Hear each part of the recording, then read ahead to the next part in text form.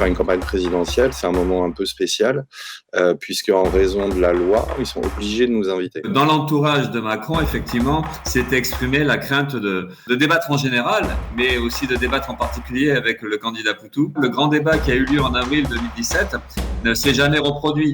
Parce qu'il n'y a pas que Macron, en fait, qui a été dérangé par ce genre de débat où finalement tout le monde est là à égalité. Égalité de temporelle, mais en plus on est les uns et les autres à côté ou face à face. Et ça, les embête parce que c'est des petits risques qu'ils ne veulent pas prendre. Dans quel camp vous vous situez ? Moi, j'avais une question à vous poser d'abord. Savoir si vous avez des nouvelles de Macron. C'est aussi le signe de cette campagne qui est quand même lamentable de ce point de vue-là. C'est que Macron a dit clairement depuis le début qu'il voulait pas débattre. Il voulait même pas, je crois, me rencontrer. Mais c'est vrai que c'est quand même dingue cette campagne. Il n'y a pas de confrontation. Et puis il faut savoir que même si on négocie et qu'on réussit parfois à gagner des choses, tout peut changer en direct, quoi. Et là, c'est le candidat qui se retrouve en situation de devoir gérer les changements, quoi, on va dire. Sur un plateau, en fait, tout n'est pas permis. Et on sait qu'il y a des limites à pas dépasser, et on sait que ces limites-là, on les a déjà dépassées, et quand on les dépasse, les limites, on n'est plus invité. C'est de voir comment on peut y répondre, a bien compris. Et ça veut dire, non mais vous pouvez pas le traiter comme ça non plus, c'est pas sérieux. C'est le temps que vous êtes bien sûr, mais après vous sortez vos conneries pendant des minutes, et puis après vous dites qu'il n'y a plus de place. Et on vous a déjà accordé beaucoup plus de temps, comme d'ailleurs la dernière fois, que ce qu'on nous a demandé de vous accorder, monsieur Poutou. Je vous dis au revoir, merci beaucoup, à la prochaine fois. L'animateur, l'animatrice, l'intervieweur, l'intervieweuse est seul maître à bord.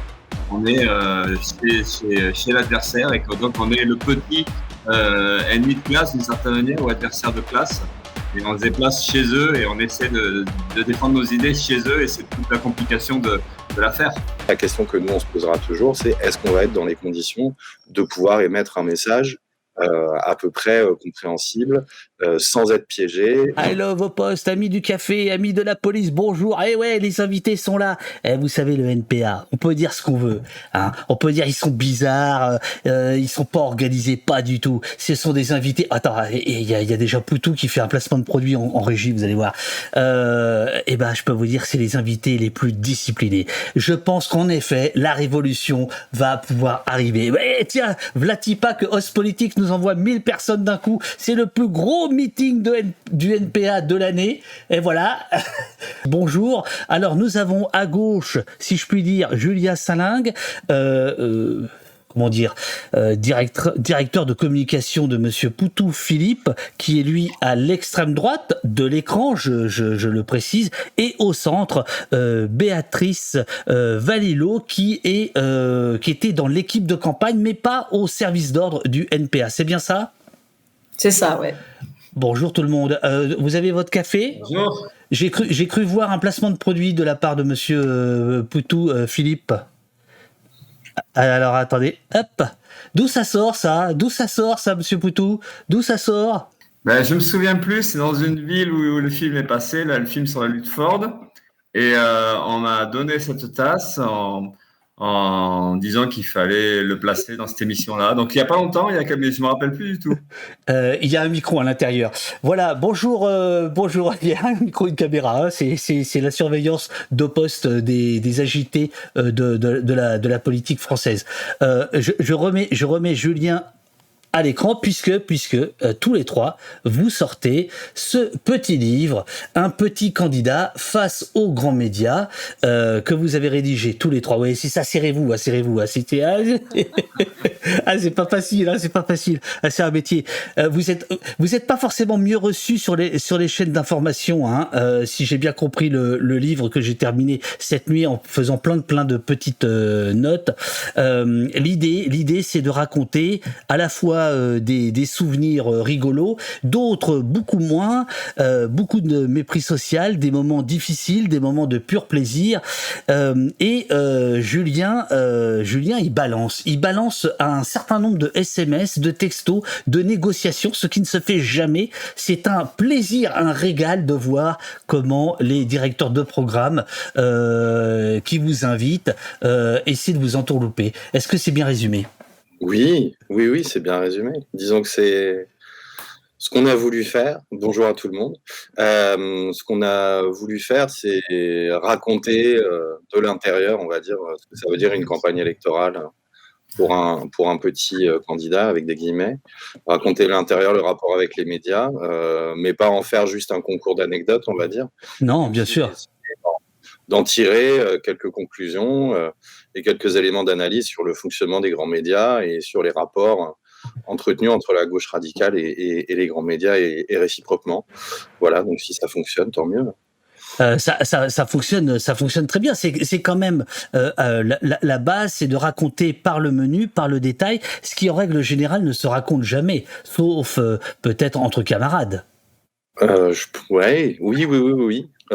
Et même, enfin après Philippe et Béa en diront plus, mais disons que l'idée du livre, c'était aussi de raconter à un public voilà que ça peut intéresser, mais aussi de raconter, on va dire, aux camarades du NPA et puis à notre milieu, parce que finalement, ce qu'on perçoit peut-être dans le livre, c'est que le rapport aux médias, c'est aussi un rapport quasiment d'instantanéité, c'est-à-dire qu'il faut prendre des décisions très vite parce que tout est toujours speed, il faut toujours répondre rapidement, etc. Et on n'a pas toujours le temps d'avoir des grandes discussions collectives pour prendre les décisions. Donc nous, ce qu'on a voulu faire, c'est aussi rendre compte des décisions qu'on prend, pourquoi on les prend, et expliquer un peu tout ça pour en tirer des bilans, y compris des bilans critiques. Et vous écrivez tous les deux, mais bon, les autres, ils s'amusent avec la caméra, mais ils répondent pas pour l'instant. Pourtant, leur micro est ouvert. Allez, à vous. À vous les studios. Donc c'est le Wi-Fi de la mairie de Bordeaux qui nous permet de discuter avec Béatrice et Philippe. Il faut tout dire, puisque le principe du bouquin, c'est la transparence. Et je remercie les raiders de Dost Politique qui sont arrivés là sans coup fait rire. Restez avec nous parce que vous allez à la fois vous marrer et en apprendre beaucoup, et parfois moins vous marrer avec les coulisses audiovisuelles. Parce que c'est surtout l'audiovisuel dont vous parlez un peu moins de la presse écrite. Alors, je démarre par ce que vous écrivez, page 11. Sait-on qu'une interview de 4 minutes sur telle ou telle chaîne d'information a parfois nécessité un échange de plus de 50 textos, une négociation entre guillemets sur l'heure, le lieu, la durée de passage, la composition du plateau, les thèmes abordés? Est-ce que vous pouvez rentrer dans les détails? 50 textos pour dire quoi? Non, mais c'est vrai qu'on s'imagine pas de l'extérieur, mais globalement, tout est à discuter en permanence. Les jours, les horaires, le nombre d'invités en plateau, les thèmes. Et en fait, ce qui se passe, et ce qu'on essaie d'expliquer dans le livre, c'est qu'au moment d'une campagne électorale, pour nous, enfin une campagne présidentielle, c'est un moment un peu spécial, puisque en raison de la loi, même si elle n'est pas très bien faite et très égalitaire, n'empêche qu'il y a un moment où ils sont obligés de nous inviter. Ils sont obligés de nous donner du temps d'antenne. Et donc, à partir de là, dans la mesure où ils sont obligés de le faire, on est dans une position de construire un rapport de force et de pouvoir négocier. Et donc, c'est de négocier sur le temps qu'on va avoir. On peut nous proposer, par exemple, 15 minutes avec 3 autres invités. Alors là, on dit, écoutez, non, ça sera sans nous parce qu'on sait qu'on aura le temps de rien dire. Donc, du coup, on va nous proposer peut-être un peu plus de temps ou un autre jour. Sur les thèmes, voilà, on va nous dire, on va parler de ça, de ça et de ça. Nous, on va dire, ça, nous, on n'a pas spécialement envie d'en discuter. Par contre, on préférerait parler de tel ou tel truc, etc. Donc, tout se négocie. Tout peut changer tout le temps. C'est-à-dire qu'on peut se faire annuler la veille, on peut se faire annuler 2 heures avant, etc. Et puis, il faut savoir que même si on négocie et qu'on réussit parfois à gagner des choses, tout peut changer en direct, quoi. Et là, c'est le candidat qui se retrouve en situation de devoir gérer les changements, quoi, on va dire. Oh, bien joué, Julien. Le candidat, c'est donc Poutou Philippe. Là, on voit que la balle est dans le camp de Bordeaux. Julien, je sais pas où tu es. Tu es Le Mans, Paris-Bordeaux-Le Mans, ou tu non? Non, je suis dans le 93. Dans le 93. Alors, à vous les studios de Bordeaux, quand on est candidat et qu'on se retrouve face à tout à fait autre chose que ce qui a été âprement négocié par l'équipe, notamment par Julien, comment on fait? Comment on fait? On se débrouille, on fait ce qu'on peut. En fait, ce qu'il faut savoir, ce qu'a essayé de raconter le bouquin, c'est que la relation aux médias est une relation de toute façon difficile à la base. Et qu'en fait, ce qui s'appelle négociation, ça tient d'une forme de rapport de force où il faut trouver sa place, la manière la meilleure possible pour nous, puisqu'en fait, celle qui nous propose, elle nous va pas en général. Donc, c'est pour ça que ça fait toujours des tiraillements. on sait que la campagne électorale, ils ont des obligations et on essaie de profiter d'une situation où on a un petit avantage, mais il est très, très petit. Donc après, ouais, tout est histoire de tiraillement, d'essayer de se retrouver dans la position la plus favorable pour nous, ou en tout cas la moins défavorable pour nous, et trouver des espaces, ou fabriquer des espaces où on peut défendre ce qu'on a envie de défendre. Donc tout est comme ça, tout est un peu à l'accroche, et c'est vrai que c'est du sport. Et le bouquin, c'était aussi une volonté de raconter ça, parce qu'il y a beaucoup de gens qui s'imaginent pas du tout comment ça se passe. Ils croient qu'on arrive dans un plateau, que tout est chouette, parce que d'abord le plateau, il y a de la belle lumière, tout le monde est très bien habillé, tout se passe tranquillement. Donc c'est un peu comme si on était invité chez nous. Et nous, on a envie de montrer que c'est pas chez nous, et que finalement toutes les coulisses démontrent l'inverse, et puis d'essayer aussi de faire de la politique, c'est-à-dire de raconter que cette difficulté de relation avec les médias, c'est vraiment lié complètement au combat qu'on mène habituellement. C'est une lutte, parce qu'en fait, on se retrouve chez l'adversaire d'une certaine manière. Chez les gros médias, c'est chez l'adversaire, c'est une autre classe sociale, et c'est pour ça que le bouquin dit petit entre guillemets, parce que c'est pas juste une question de taille, c'est une question qu'on est chez l'adversaire, et que donc on est le petit ennemi de classe d'une certaine manière, ou adversaire de classe, et on se déplace chez eux et on essaie de défendre nos idées chez eux, et c'est toute la complication de l'affaire. Julien, une question pour toi. Je te remets à l'écran. Ça permet de temps en temps de mieux voir Béatrice et Philippe. Je te remets à l'écran puisque Timoré Phil te demande comment ta participation à Acrimed, qu'on a reçu la semaine dernière, on a reçu Pauline, a permis d'éviter les pièges médiatiques, et ont-ils réussi quand même à ne pas tomber dedans? Est-ce que tu aurais des exemples? Alors le livre évoque à plusieurs reprises le travail d'Acrimed. Bon, évidemment vous citez Saint-Pierre Bourdieu, mais voilà. Mais est-ce que finalement passer de la théorie à la pratique, ça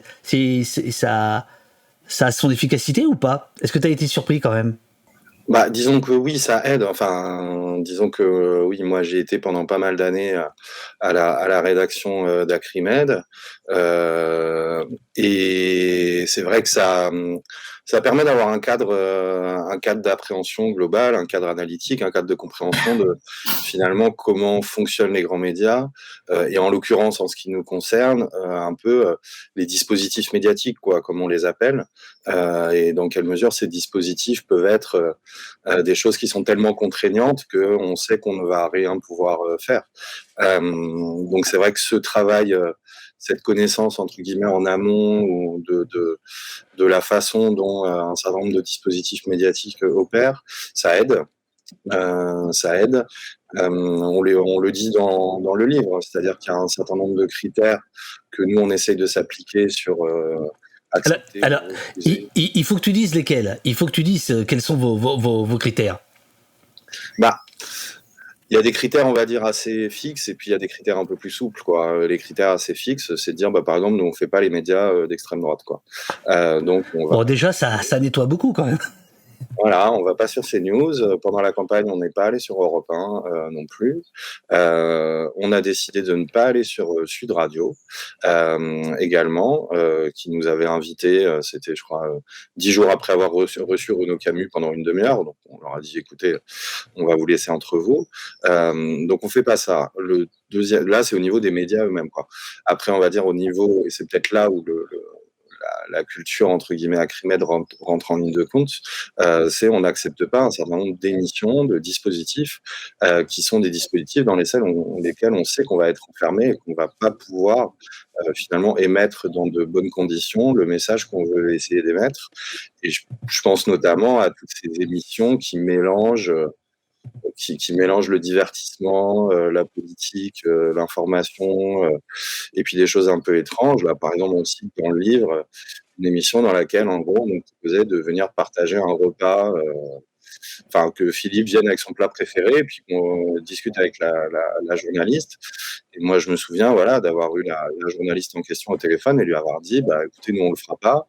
Et elle me dit, c'est dommage, vous devriez, c'est super convivial. Et moi, je dis, justement, nous, on n'a pas envie d'aller dans un truc convivial. Ah oui, c'est l'émission où on vous dit ça va être sympa et détendu, c'est ça? Voilà. Alors que vous êtes...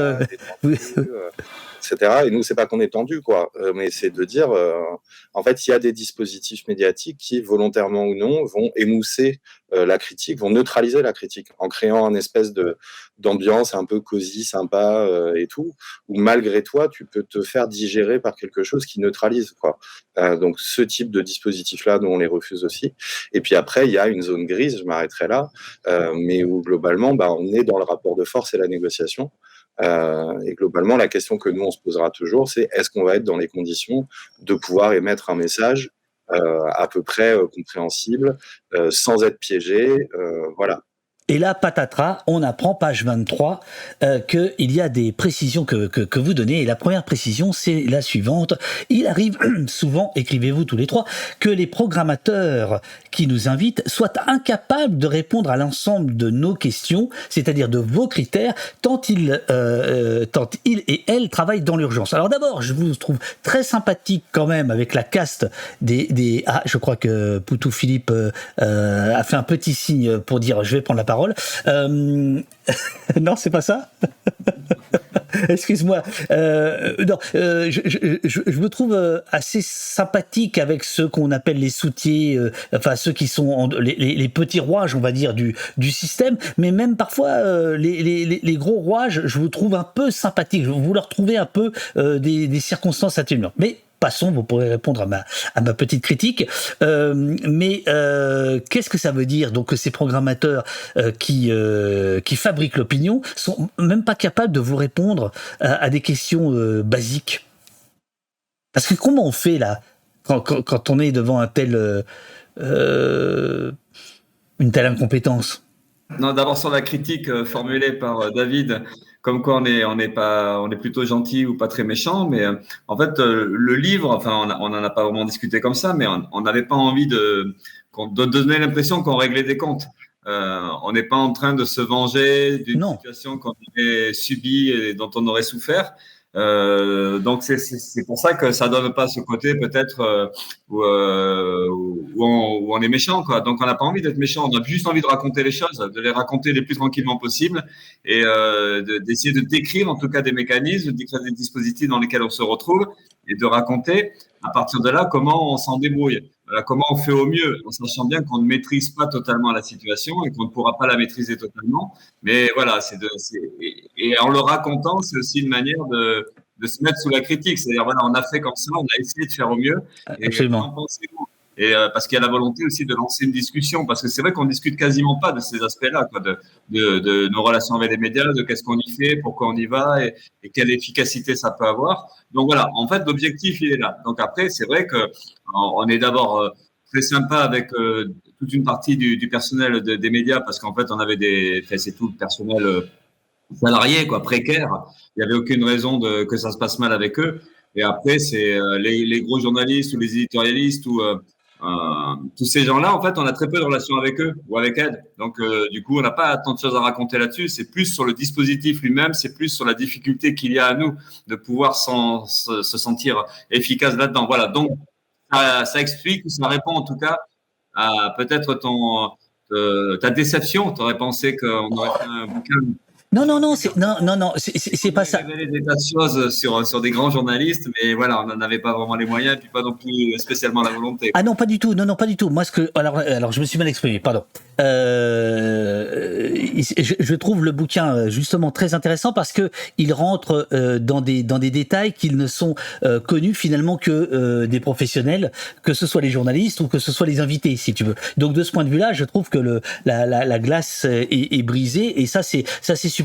Simplement, je trouve que parfois, à 2-3 reprises, vous dites bon, mais on met pas tous les journalistes dans le même sac. Bon, bah il y en a, ils font ce qu'ils peuvent. Mais c'est pas grave. Franchement, attends, il y a autre chose à dire du bouquin. Mais j'ai noté ça. Je me suis dit bon, ils essaient de recruter, quoi. Ils essaient de recruter dans les rédactions. Non, ouais, on essaie de s'assurer des prochains passages médias aussi. On voudrait pas être complètement grillé. Hein. Béatrice. C'est pas vrai. Béatrice, attention, parce que là, il y a que les garçons qui parlent, hein, et donc il faut prendre la parole à tout moment, hein, parce que sinon, ça va être bon. Alors, on va quand même prendre quelques détails. D'abord, on va parler de l'AFP. L'AFP, quand elle vous contacte, donc pour la dernière élection présidentielle, c'est page 17. Je reviens en arrière. Elle se trompe de personne. Elle se trompe de personne et ça en dit long. C'est-à-dire que elle s'adresse à l'attaché de presse ou directeur de com, qui est Julien, mais sous un autre nom, et ça en dit long. Est-ce que tu veux raconter, Julien, ou Béatrice, je ne sais pas. Non, mais c'est pareil, là, c'est toute la partie. En fin de compte, moi, ma vision des médias et mon expérience dans les médias, c'est plus quand j'accompagnais. D'accord. Alors on va y venir après.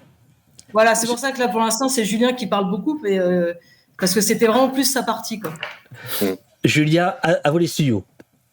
Ouais. Alors non, mais juste avant de répondre à la question, quand même, par rapport. Ouais, c'est infernal le NPA, c'est infernal, ils répondent jamais. Eh oui, bah oui. Non, mais on est à l'heure, mais après, non, mais c'est compris d'appréhender le champ médiatique comme un champ, quoi, et de voir que dans le champ médiatique, il y a des dominants et des dominés. Absolument. Il y a les grands chefs éditoriaux, et puis il y a les petites mains, quoi. Et nous, effectivement, on essaie de pas rejeter tout ça en bloc, et de voir qu'il y a des différences qui peuvent exister, et que, y compris, par exemple, on parlait tout à l'heure des 50 textos pour caler une émission. En fait, 50 textos, ça veut dire qu'il y a, de l'autre côté, il y a une programmatrice qui fait ce qu'elle peut, quoi. Qui fait ce qu'elle peut entre les contraintes que lui impose sa chaîne, et le rapport de force que nous on construit dans l'autre sens, quoi.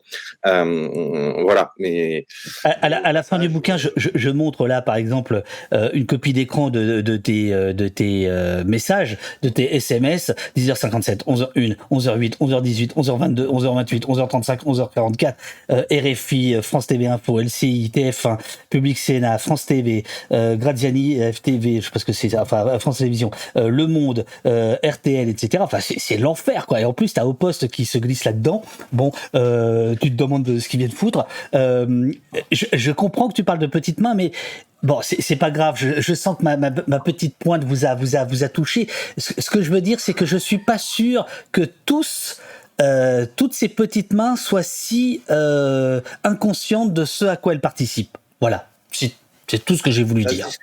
Non, ça se discute. Non, effectivement, il y a pas de désaccord par rapport à ça. Et du coup, pour revenir sur l'AFP. Voilà, l'AFP. Effectivement, le message qu'on évoque, si je me trompe pas, c'est le 29 mars. Donc, on est quand même bien avancé dans la campagne. C'est-à-dire qu'on est à peine 2 semaines avant le premier tour. Le premier tour. Et donc, effectivement, sur le portable presse du NPA, on reçoit un texto qui dit bonjour Monsieur Bourquin. Ici, machin, du service politique de l'AFP. Sauf qu'en fait, effectivement, Monsieur Bourquin, c'est Jean-Marc Bourquin, un camarade du NPA, mais qui a passé le relais à moi, en l'occurrence, depuis quasiment 5 ans, depuis la précédente campagne. Donc, ce qui veut dire que dans les fichiers de l'AFP, c'est toujours son nom et plus le mien, alors que moi, depuis les 5 ans où j'avais repris la main, systématiquement, au début, je recevais des textos « Bonjour Monsieur Bourquin ». Et donc, je disais « non, c'est plus Monsieur Bourquin, c'est Monsieur Salingue ». Et donc, les gens mettaient leurs fichiers à jour. Mais en l'occurrence, à l'AFP, c'était toujours Monsieur Bourquin. Ce qui implique en réalité qu'il n'avait pas pris contact avec nous depuis 5 ans. En tout cas, le service politique n'avait pas ressenti le besoin de mettre ses fiches à jour. Et du coup, effectivement, là, tu montrais la capture d'écran avec tous les textos. Mais ça, c'est pendant 2 semaines, tous les 5 ans. Oui, bien sûr. Parce que sinon, c'est rien. Il y a beaucoup moins de messages, voire pas du tout. Bon, pour l'AFP, c'est fait. Il y a quand même dans votre manière de répondre, parfois, on sent que vous vous marrez à leur répondre. Hein, vous les titillez. Il y a de la malice quand même, non ? Ou c'est que du désarroi ? Et j'ai mal lu. Oui, non, mais là par contre, t'as bien vu, oui, on s'amuse aussi. On n'est pas juste en train de se faire chier ou de subir des rapports de domination sans réagir. Donc on réagit par l'humour, par l'ironie, et pas que en dehors des plateaux. Aussi, dans les plateaux, il y a aussi ces aspects-là, heureusement d'ailleurs, parce que sinon on est dans des situations où on s'emmerderait tellement qu'il n'y aurait aucune raison de le faire, quoi. Mais quand on se bat ou dans la lutte en général, il y a toujours cette notion-là. Les manifestations aujourd'hui dans la réforme, enfin sur la mobilisation sur les retraites, il y a aussi une grande part d'humour, d'ironie. On répond à l'agression du pouvoir ou à la domination du pouvoir avec des méthodes qui sont les nôtres aussi, quoi. Donc, et là, oui, on s'amuse aussi parfois. Donc, c'est bien vu. Et j'avoue qu'en tant que lecteur, on s'amuse aussi, quoi. Et on s'est dit, le journaliste, il a pas dû être très très content de recevoir ça. D'ailleurs, on verra à un moment donné que certains vous font un peu la leçon, et c'est assez, ça en dit plus sur eux que sur vous, évidemment. Alors, le bouquin explique, parce que c'est quand même massivement la radio et la télé dont vous parlez, c'est-à-dire la campagne électorale. Il y a assez peu de passages sur la presse écrite, et vous revenez, alors j'imagine c'est plus Julien, mais vous revenez sur si j'ai bien compris, il y a 3 graduations, c'est un peu comme le maintien de l'ordre, quoi. Il y a 3 graduations chez l'Arcom. Il y a l'équité avec des critères douteux, écrivez-vous. Il y a ensuite l'équité renforcée, alors ça j'avais pas. Puis enfin il y a l'égalité. A priori c'est ça. Et en fait en vous lisant, on comprend pas, on comprend pas ce que ça veut dire. Comment l'Arcom fait l'Arcom, donc c'est l'ancien CSA, et distribue le temps de parole. Alors effectivement, il y a durant une campagne présidentielle 3 phases que tu as bien rappelées: l'équité renforcée et l'égalité. En l'occurrence, cette fois-ci, la phase de l'équité, c'était du 1er janvier au 7 ou 8 mars, je sais plus, Ouais. de la proclamation par le Conseil constitutionnel. Ensuite, il y avait la phase dite de l'équité renforcée, et les 12 derniers jours de campagne, c'est l'égalité. C'est quoi les critères? Alors, ce qui s'appelle l'équité, faut comprendre que le principe, c'est qu'on donne plus à ceux qui ont plus et qu'on donne moins à ceux qui ont moins, ce qui est une forme d'équité particulière. Les critères de l'Arcom, donc l'ancien CSA, c'est de plusieurs ordres, entre autres les sondages, les résultats aux précédentes élections et la contribution à l'animation de la campagne. Et le tout étant parfois synthétisé sous la forme de le poids politique de chaque candidat, chaque candidate. Ouais.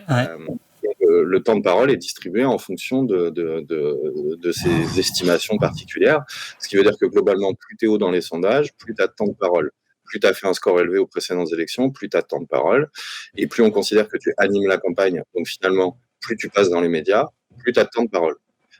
Donc globalement, le mécanisme est assez simple, c'est ce que je disais, donner plus à ceux qui ont déjà plus. Et si je me trompe pas, j'ai pas les chiffres exacts en tête, mais je crois que sur la phase de l'équité, on s'est retrouvé avec 150 heures de temps d'antenne pour Macron et 5 heures pour Poutou. Voilà, ce qui donne une idée des proportions. La deuxième phase, c'est ce qu'ils appellent l'équité renforcée. Alors l'équité renforcée, c'est la même chose, mais avec cette nouvelle idée qui est que on ne calcule plus juste le temps de parole dans l'absolu, mais on le calcule par rapport à des tranches horaires. Donc ça se veut renforcer parce que l'idée, c'est de dire, bon, on met pas sur un pied d'égalité du temps de parole à 15 heures et du temps de parole à 20 heures. Ou du temps de parole à 8h du matin et du temps de parole à 4h du matin. Cher Julien, j'en profite pour signaler page 43, un message que tu reçois un jour. Bonjour Julien, je revenais vers vous pour savoir si Philippe Poutou accepterait notre invitation jeudi prochain, le 17 mars, en 3e partie de soirée. Point d'interrogation. 15 minutes sur la tranche 23h minuit. Merci pour votre retour, bien cordialement. Voilà, tout à fait. Donc, voilà. Par exemple, ils doutent de rien, les mecs. On est dans l'équité renforcée. C'est-à-dire que 23 heures, c'est compté comme si tu passais à 9 heures. C'est la même chose. Voilà. Donc, c'est l'équité renforcée. Et le 3e temps, c'est l'égalité. Et donc, l'égalité, là, pour le coup, tout le monde est censé avoir le même temps de parole, dans les mêmes conditions, sur les mêmes tranches horaires. Mais ça dure 12 jours. Donc, c'est vrai que c'est très, très court. Et du coup, à l'arrivée, ce que ça fait, c'est que nous, on se retrouve beaucoup plus invités, entre guillemets, que d'habitude. Au moment du temps de l'égalité, ça devient de la folie parce qu'on ne peut pas répondre à toutes les sollicitations, en réalité. Ça nous donne du temps d'antenne, mais ce dont on se rend compte, c'est que ce temps d'antenne reste distribué de manière totalement inégalitaire, alors que les critères sont censés permettre le fonctionnement démocratique de la campagne, mais on s'est bien rendu compte que c'était pas le cas, quoi. Philippe, Béatrice, soit si vous pouvez vous rapprocher, soit éloigner, voilà, ou éloigner un petit peu la caméra, comme ça on vous verra mieux. J'ai aussi appris, alors ça je l'ignorais totalement, qu'il y a des chaînes de télévision à qui vous refusez l'invitation parce que ça correspond pas à vos critères, et puis voilà, là vous êtes parfait, là c'est qualité broadcast, là c'est nickel. Et donc il y a des chaînes, je crois que c'est France Télé, qui vous dit ah bah écoutez, si vous voulez pas venir, faites-nous un mot, comme ça on pourra l'envoyer à l'Arcom. Nous on a fait notre boulot. Alors ça, j'ignorais ça. Ça se passe comment, c'est un truc pareil? Bah nous aussi on l'ignorait en fait. Ah ouais. On l'a découvert sur le moment, mais c'est que effectivement ils nous disent vous devez certifier à l'Arcom qu'on vous a bien proposé quelque chose, quoi. Et donc, quand bien même nous on refuserait, en l'occurrence, c'est vrai que là, l'exemple de France 2, c'est un truc qu'on a refusé, parce que ce soir-là, il y a certains candidats qui avaient 50 minutes à 21h, et nous, on nous a proposé 15 minutes à 23h40. Donc, c'est ce qu'on dit, c'est le concept de candidat de troisième partie de soirée, quoi. Nous, on a dit, bah, c'est non. Mais du coup, pour se justifier auprès de l'Arcom, il fallait qu'on dise qu'on avait bien été invité. Et ce qu'on peut noter là, c'est qu'il y a eu d'autres cas où, par exemple, BFM voulait organiser une émission avec tous les candidats, mais en consécutif aussi, comme France 2. Et là, il y en a qui ont refusé. Par exemple, Macron. On va y venir. Ce qui s'est passé, c'est qu'ils n'ont pas dit à Macron, bah, vous ferez un mot à l'Arcom. Ils ont dit, bah, il n'y aura pas d'émission. Donc, on voit qu'il y a une petite différence quand même. Le sens de la formule. Et donc, je lis page 133, je fais un saut par rapport à cette histoire d'égalité, finalement, qui est le dernier virage. Et là, effectivement, je vais peut-être donner la parole à Philippe Poutou, puisque il est question d'un tweet que tu envoies après justement l'émission de BFM dont il était question. Tu écris sur Twitter, une soirée électorale était prévue sur BFM le 23 mars. Elle vient d'être annulée car 2 candidats importants, entre guillemets, refusent d'y être. Les règles, entre guillemets, du temps de parole et leur acceptation par les médias permettent donc à ces candidats d'empêcher les autres de parler. Le scandale continue. Et là, pourquoi je lis ça? Parce que derrière les anecdotes et derrière la mécanique que vous racontez, en fait, c'est de ça dont on parle. C'est-à-dire, c'est purement de démocratie, en fait. C'est comment, qui a le droit de parler et qui, finalement, contrôle le temps de parole de soi-même, mais surtout des autres. Et ce qu'on comprend dans le bouquin, parce que vous racontez plusieurs campagnes électorales, c'est que Twitter, au fur et à mesure, devient une arme de guérilla pour vous, au sens où vous répondez parfois publiquement à des invitations qui sont ni fait ni à faire, non ?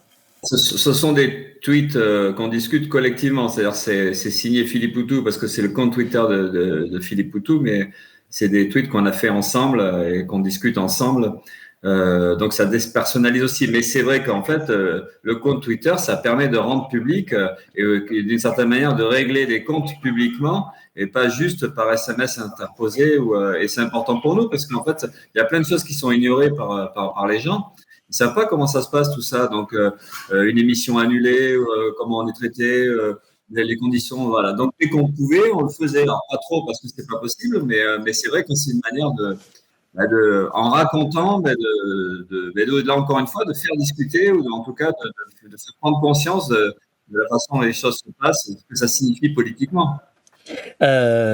SMS reçu par Julien.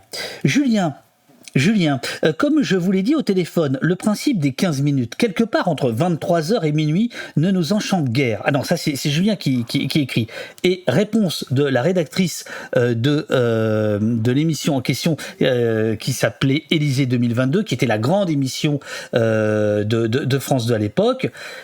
J'ai entendu, dit-elle à Julien, j'ai entendu, mais ça reste plus de 850 000 téléspectateurs à cette heure-ci, 3 à 4 fois plus que sur n'importe quelle chaîne d'infos à n'importe quelle heure de la journée. On discute de ça, c'est-à-dire que c'est des comptes d'apothicaire à longueur de journée. Ah oui, mais je vous donne pas la meilleure tranche, mais ce sera quand même mieux que celle d'en face. Ouais, oui, il y a des choses comme ça qui se disent. Mais en fait, au-delà de ça, moi, je trouve que ce qu'il y a, et c'est aussi pour ça qu'on a mis cet échange, c'est que finalement, ce qui nous est dit, c'est « mais on est quand même bien sympa avec vous. Hein. » Absolument. Voilà, on est quand même bien sympa. On vous propose d'avoir 850 000 d'audience, quoi. Donc franchement, vous êtes des petits, vous n'allez pas refuser ça. Et ben en fait, nous on dit bah non. Enfin, il n'y a pas de raison. Les autres, ils ont eu le droit à 2 millions. Mais du coup, ouais, effectivement, ça fait un peu truc d'apothicaire. Mais nous, on est dans une situation de dire, en fait, on ne vous doit rien. Voilà, nous, on vous doit rien, en fait, en tant que candidat. Donc, ce que vous nous offrez gentiment, bah, on peut le refuser. Et c'est pas parce qu'on est rarement invité dans les médias qu'on va accepter n'importe quoi. Oui, la difficulté, c'est que je me souviens quand Philippe était venu en pleine campagne, une des raisons quand même pour vous de la campagne, c'est justement de vous adresser à un plus grand nombre que pendant 4 ans et 8 mois. Mais là, le livre, d'une certaine manière, il est aussi un constat d'échec. C'est-à-dire que, alors c'est un constat d'échec si on veut voir à moitié vide ou à moitié plein, c'est une bataille quasiment de chaque instant pendant un mois, quoi. C'est ça que vous racontez.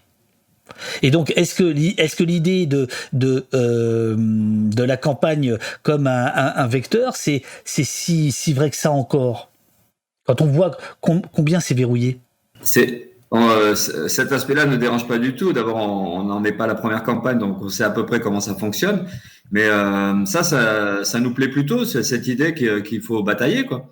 Et il faut batailler partout, et sur les médias, il faut batailler comme dans la rue, comme au quotidien dans les entreprises. Enfin voilà, c'est un combat permanent, et c'est pour ça aussi qu'on prend plaisir. C'est on résiste, on essaie de trouver les failles, on essaie de voilà. Et alors après, on est lucide quand même qu'on n'inversera pas les choses, qu'on ne deviendra pas les plus forts dans cet exercice-là.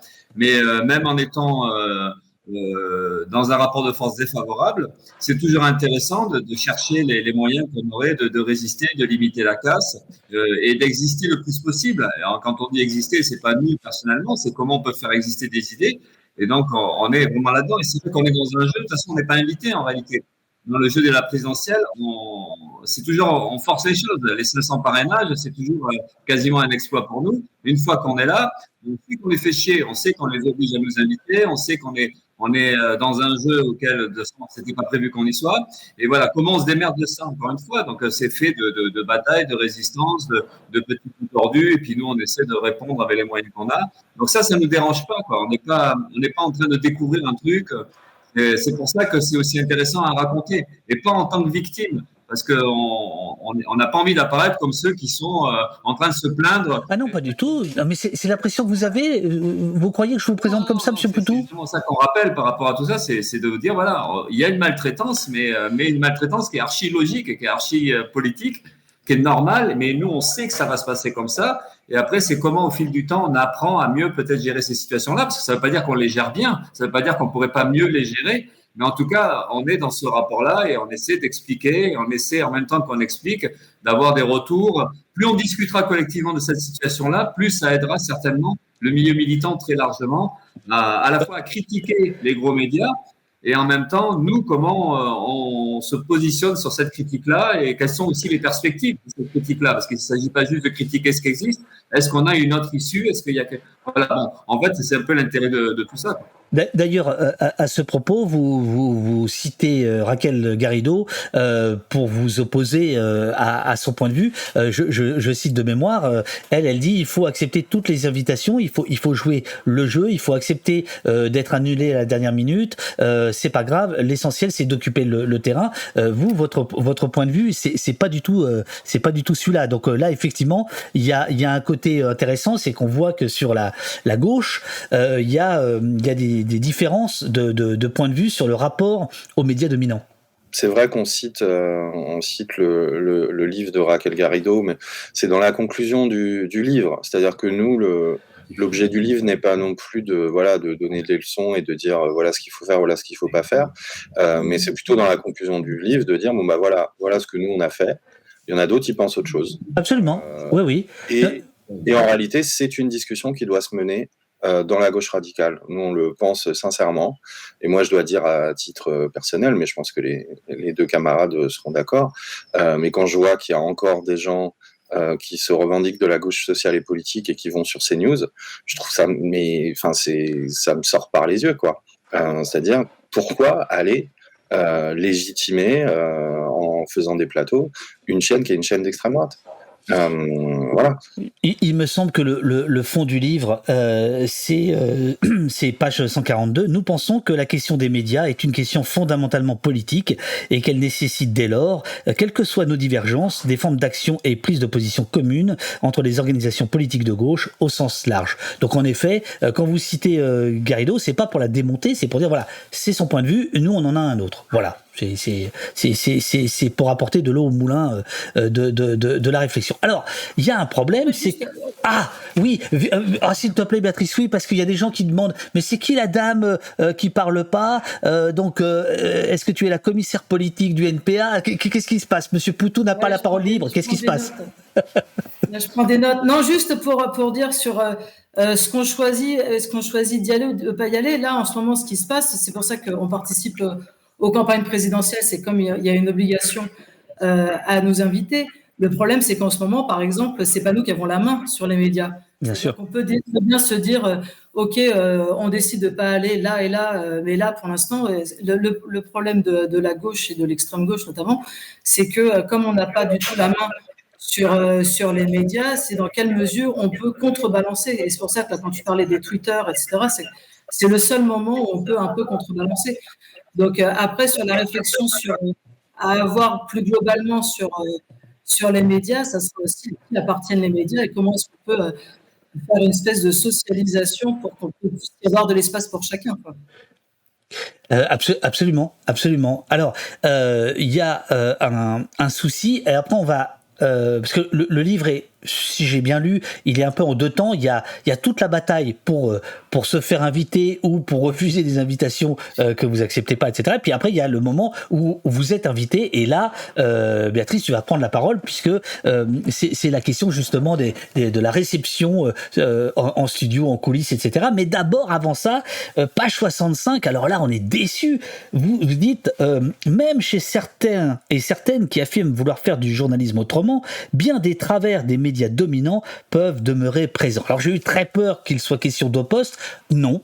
Bien que Philippe Poutou soit très défavorablement connu de nos services, c'est sa 3e ou 4e apparition au Poste. Il n'y a pas une ligne sur Au Poste dans ce livre, ce qui est assez scandaleux, mais peut-être que ce sont les copains de Libertalia qui ont gratté des choses à l'imprimerie, je ne sais pas.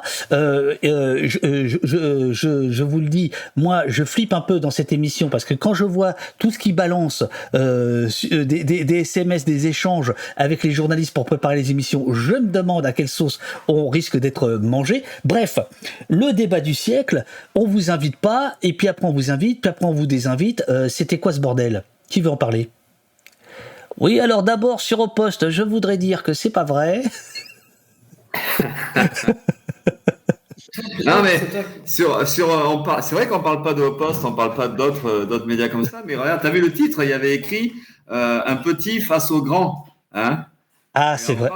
On parle des grands et t'es visiblement pas dans la catégorie des grands médias, quoi, tu vois. Je suis con. Alors des grands avec guillemets, hein, t'inquiète pas, c'est pas juste une histoire de taille, hein. Hein, c'est une histoire que c'est pas notre camp social, quoi. Hein, voilà, toi, peut-être que tu fais partie un peu de notre camp social, mais peut-être que tu fais partie des gens qu'on aime bien et qu'on respecte. C'est peut-être ça que ça signifie. Donc, si tu n'y es pas, prends-le bien quand même. Hein. Voilà.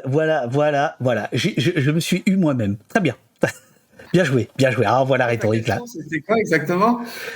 La question, c'était par rapport au débat du siècle et le fait que certains qui ne sont pas forcément des médias mainstream, finalement, font un peu comme eux, c'est-à-dire que vous donnent pas forcément naturellement la parole, ou alors ils attendent des rendez-vous quasi incontournables comme la campagne électorale. Et donc, il y a l'exemple, je ne sais pas si vous vous souvenez, c'était le 13 mars 2022, à l'initiative de Greenpeace, de la Fondation pour la Nature et pour l'Homme, d'Oxfam France et de Notre Affaire à tous, il y a un débat 100% climat, et en fait, la plupart des candidats sont invités, pas vous. Vous avez écrit le livre ou quoi ? Vous avez vécu ce moment ou quoi ? Oui, mais non, mais c'était un moment, pour nous, c'était un moment de grosse déception.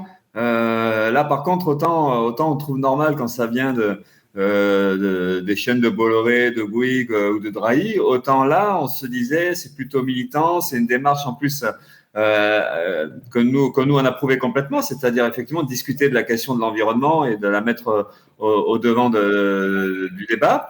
Et on n'est pas invité premièrement. Ensuite, on est invité parce qu'on les chope là. Ben là, c'est l'histoire justement de Twitter où publiquement on pose le problème. De suite, ah oui, c'est un oubli, désolé, on vous invite. Et l'invitation, elle se passe mal parce qu'en plus l'horaire est décalé, parce que finalement Pécresse accepte de venir alors que dans un premier temps elle n'acceptait pas de venir. Donc c'est nous qui sommes décalés. Moi, je suis pas parisien, je ne monte pas à Bordeaux, j'ai un problème d'horaire de train. Tant pis, on nous change pas, et en fait, ça nous raccourcit notre temps de parole. Et ça s'est passé d'une manière pas sympa du tout, pas correcte du tout. Et comme quoi, ça arrive aussi dans d'autres médias, et pas forcément les très grands, où en fait, la priorité, ben, c'est les gros candidats, c'est l'audience. Je sais pas comment ils calculent ça, mais en tout cas, oui, ça s'est très, très mal passé de ce point de vue-là. Nous, en tout cas, on n'a pas apprécié, on a trouvé ça pas du tout normal et pas du tout correct de leur part.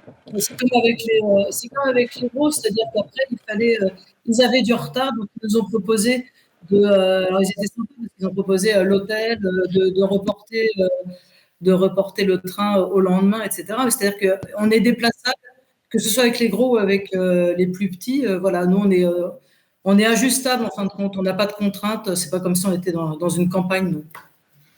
Alors, revenons aux grandes chaînes d'information, aux grands plateaux. Là, vous arrivez, vous déboulez.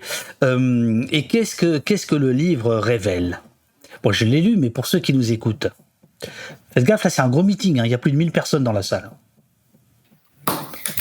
Sur les plateaux, en fin de compte, ce qui révèle surtout, c'est que même quand on est juste accompagnateur, on sent cette espèce de mépris social. C'est-à-dire que même quand on est, on a tous lu Bourdieu, on est un peu informé, même si on n'est pas poussé, même si on est informé, mais on se dit bon c'est bon, on est armé, on sait qu'on rentre dans la maison Bouygues par exemple, on sait qu'on rentre dans tel et tel média assez important. Et même, je sais pas comment dire, même si on est militant, on se prend un truc dans la gueule, et un truc assez violent, c'est-à-dire qu'on nous fait comprendre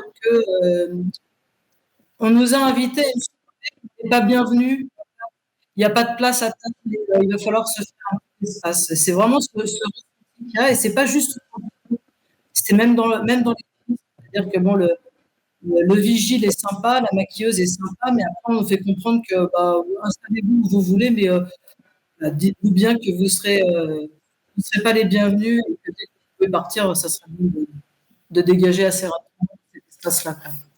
Alors là, malheureusement, on a un petit problème de son, Béatrice. Je sais pas pourquoi. Est-ce que tu parles loin du micro, ou est-ce que attends, je vais essayer de faire un petit refresh ici. Vous allez me dire si ça fait quelque chose chez vous. Allô. Ouais, tu m'entends là ? Là, on t'entend mieux. Oui. Voilà. Oui, on t'entend mieux. Justement, à propos du personnel qui vous reçoit, il y a une question du chat de 4, du point de vue de ce qui est connexe à la prestation média. Est-ce qu'il y a des différences de traitement, maquillage, service rendu, taxi? Entre les différents médias? Oui. Non, entre les différents candidats. Dans les...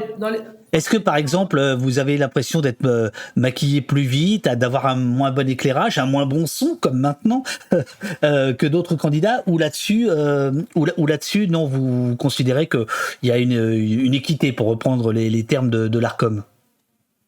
Non, il y a une équité, moi je pense, justement sur le personnel qui accompagne le personnel, le petit personnel entre guillemets, c'est-à-dire que les maquilleuses ont toujours été très sympas, mais avec tout le monde en plus, pas qu'avec le candidat. Pareil pour le personnel qui accompagne les hôtesses, etc. On sent que voilà, il y a pas de mépris social puisque on fait partie du même camp. Donc non, c'est plus vraiment avec les journalistes et puis les éditorialistes qu'il y a une vraie différence. Alors, il y a, page 82, justement, un moment intéressant sur cette question-là. Peu connu, écrivez-vous tous les trois, peu connu, les préparations, entre guillemets, d'interview juste avant le passage méritent d'être évoquées. Le ou la journaliste, toujours sympa et cordial, nous explique le déroulé avec la liste des questions prévues, à peu près 6 ou 8 pour 5 à 6 minutes d'interview. L'ambiance est tellement cool qu'il arrive qu'on nous demande si nous souhaiterions parler d'un sujet en plus, comme s'il y avait du temps. Quel esprit d'ouverture, écrivez-vous malicieusement. En réalité, ces instants de préparation ressemblent surtout à un conditionnement pour dire que tout va bien se passer, que les journalistes sont là seulement pour que nous puissions nous exprimer librement. C'est important, le librement, même si c'est en quelques secondes, même si nous devons aller d'un sujet à l'autre sans transition. Sauf qu'ensuite, cela ne se passe pas toujours comme prévu. On y reviendra. Alors, vous y revenez quelques pages plus loin, mais là, tout le monde vous écoute. Qu'est-ce qui se passe? Julien ou Béatrice ou Philippe? Eh ben, ce qui se passe, oui, c'est qu'il y a toujours, en général, les questions sont un peu sues à l'avance, c'est-à-dire que Julien a demandé justement quel thème allait être abordé, et après on est accueillis dans le petit salon, et il y a un échange plutôt sympa, c'est assez cordial pour savoir voilà si en effet il y a d'autres sujets à aborder, sauf que une fois sur plateau, ce qui se passe, c'est qu'il y a 10 questions et qu'il y a le candidat est constamment interrompu pour aborder une autre question, pour pas répondre. Là, il y a un exemple, par exemple, ce matin, il y avait sur France Inter, il y avait Salamé qui avait la patronne de Next City, et elle a eu une espèce d'espace long où elle n'a jamais été interrompue. Et là, on se rend compte quand même qu'il y a un vrai souci de traitement. C'est-à-dire que quand c'est nous, il y a 15 questions en l'espace de 3 minutes et demie. Et puis quand c'est un patron ou quelqu'un de leur camp, là, il y a une vraie possibilité de dérouler, quoi. Julien, est-ce que tu as des exemples comme ça ou Philippe, il y en a dans le bouquin, mais je vous laisse les raconter, où l'entretien n'a rien à voir avec ce qui s'est dit quelques secondes avant? Ouais, en fait, il y en a tellement qu'il y en a pas forcément spontanément qui reviennent, mais disons que c'est le classique, quoi. C'est-à-dire, on vous dit, voilà, on va parler de telle ou telle question, et en fait, ça commence quasiment toujours sur autre chose. C'est avant d'en venir au voilà, est-ce que vous pouvez commenter tel truc d'actualité, quoi, qui vient de se passer? Donc t'es pas forcément préparé, et en général, c'est piégeux. C'est-à-dire qu'on veut te faire réagir, parce que c'est pas pour rien qu'ils te disent pas avant qu'ils vont t'en parler. C'est qu'ils veulent avoir une espèce de réaction à chaud / spontanée. Et par exemple, c'est un exemple, mais comme celui-là a été un peu médiatisé, mais en fait le jour où Philippe se retrouve sur France Info à devoir commenter quelque chose à propos de la police qui tue. Oui. En fait, c'est pas du tout un truc qui est prévu. C'est un truc qui arrive comme ça d'un coup, où en fait le journaliste Gilles Bornstein, pour ne pas le citer, dit il y a un conseiller municipal LFI qui a fait telle déclaration à propos de la police. Qu'est-ce que vous en pensez? Est-ce que vous êtes d'accord? Là, là, là, là, là, là. Nous, on n'est pas gênés pour parler de ça. Mais sauf qu'en fait, c'est vraiment un truc qui arrive d'un coup, de biais, piégeux. Il sait qu'il va peut-être faire un petit truc autour de ça. Et en l'occurrence, bon bah voilà, nous on répond, c'est pas grave, on n'est pas gênés. Mais c'est un exemple de comment tu peux toujours croire que tu t'es mis d'accord avant. Finalement, ce qui t'est rappelé en permanence, c'est que l'animateur, l'animatrice, l'intervieweur, l'intervieweuse est seul maître à bord. C'est ce que vous écrivez, page 85. C'est qui le patron? C'est qui le patron? En disant, en gros, le patron, c'est l'intervieweur. En clair, une interview, écrivez-vous, surtout dans une campagne, c'est un moment physique, un moment qui peut être intense. Oui, c'est ce que disait Béa. L'interview, elle a 2 phases. Elle a la phase première où effectivement c'est l'accueil, c'est cordial, c'est très trompeur parce qu'on se dit bah tiens, on va se retrouver dans un espace où on pourra exprimer tranquillement nos idées et répondre tranquillement aux questions. Et puis la réalité, elle est tout autre. Bon, après on est habitué, mais c'est vrai qu'on revit la même chose à chaque fois, quelle que soit la chaîne télé, quelle que soit d'ailleurs même le journaliste ou la journaliste, la génération. Enfin, si c'est un ou une jeune ou un journaliste expérimenté.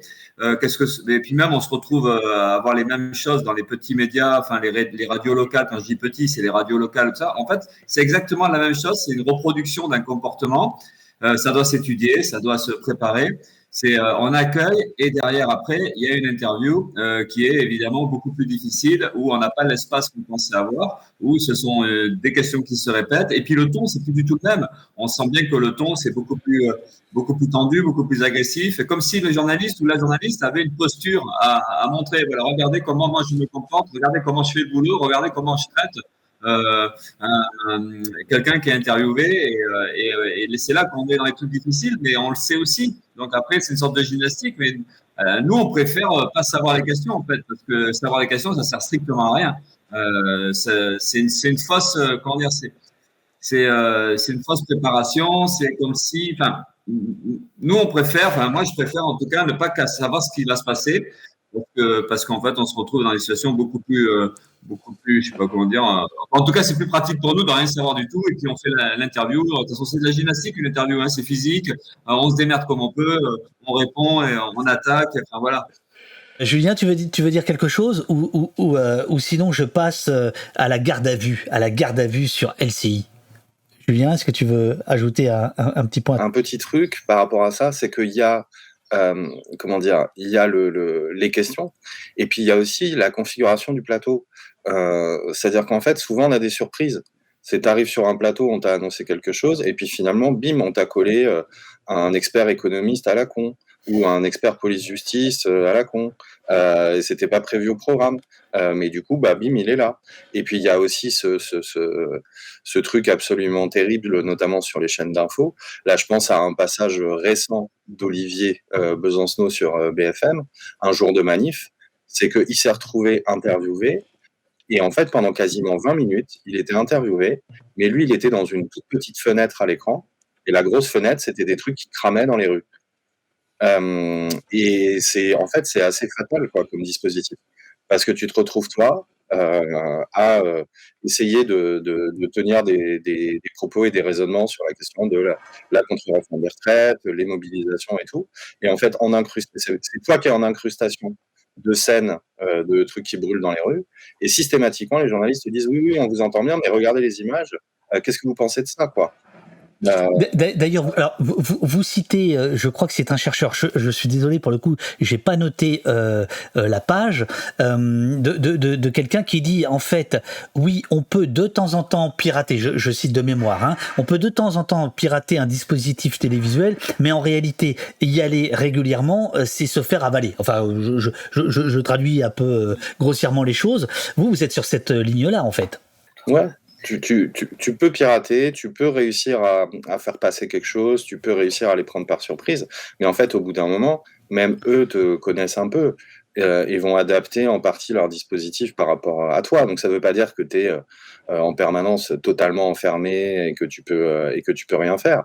Mais disons que nous, on sait, et je pense que Philippe pourra confirmer, qu'il y a un certain nombre de journalistes et d'animateurs, etc. Quand ils ont Philippe en plateau, ils sont plus méfiants que quand ils en ont un autre, quoi. Parce qu'ils savent que ça peut partir assez rapidement hors du cadre, et que le dispositif peut être brisé. Et donc, il y a des mécaniques de rappel à l'ordre. C'est vous arrêtez de regarder votre téléphone portable maintenant, des trucs qu'ils ne diraient jamais à d'autres. Monsieur Poutou. Sur un plateau, en fait, tout n'est pas permis. Et on sait qu'il y a des limites à pas dépasser, et on sait que ces limites-là, on les a déjà dépassées. Et quand on les dépasse, les limites, on n'est plus invité. Et c'est arrivé sur iTélé avant que ça ne devienne CNews. C'est arrivé récemment sur BFM où depuis 3 mois, quasiment 3 mois, je suis plus invité parce qu'il y a des choses qu'ils ne tolèrent pas quand même. Alors ils disent pas, mais finalement on vous invite plus, vous avez été incorrect envers notre patron, parce qu'en fait la limite à ne pas dépasser, on en connaît au moins une, c'est celle de parler du patron de la chaîne. De s'attaquer à Bouygues, de s'attaquer à Bolloré ou de s'attaquer à Drahi. Et ça pardonne pas. Mais ils vont pas le dire, évidemment. Ils vont pas dire on vous invite pas parce que vous avez dit ça. Mais on sait qu'on n'est plus invité. Et on l'a vu en pratique. Et c'est pour ça qu'il y a quand même des choses qui n'admettent pas. J'ai tweeté hier, en effet, un passage du livre où vous reprenez les verbatim, où devant Laurence Ferrari, tu demandes des nouvelles de son patron Bolloré, qui est à l'époque en garde à vue, à Jean-Jacques Bourdin, à l'époque sur BFM, RMC, tu lui demandes des nouvelles de son patron Drahi, et à Gilles Boulot de TF1, la maison TF1, tu demandes des nouvelles de son patron Bouygues, en direct. Alors évidemment, ça passe pas bien. Ça passe pas bien. Ça ne se fait pas, monsieur Poutou. Non. Ouais. Ça ne se fait pas. Mais après, bon, ils gèrent plus ou moins bien ces situations-là. Ils se crispent. C'est marrant parce que ça se voit de suite. Ils sont crispés. Ils essaient de. Et puis il y en a comme à BFM il y a pas longtemps où là la journaliste elle avait réagi de manière assez agressive. Donc voilà. Mais c'est là qu'on voit la limite de l'exercice, quoi. Mais c'est intéressant à faire. Après, c'est des choses qu'il faut arriver à exprimer. Et au risque de plus se faire inviter derrière. Mais sinon, ça n'a pas d'intérêt si on doit se retenir, quoi.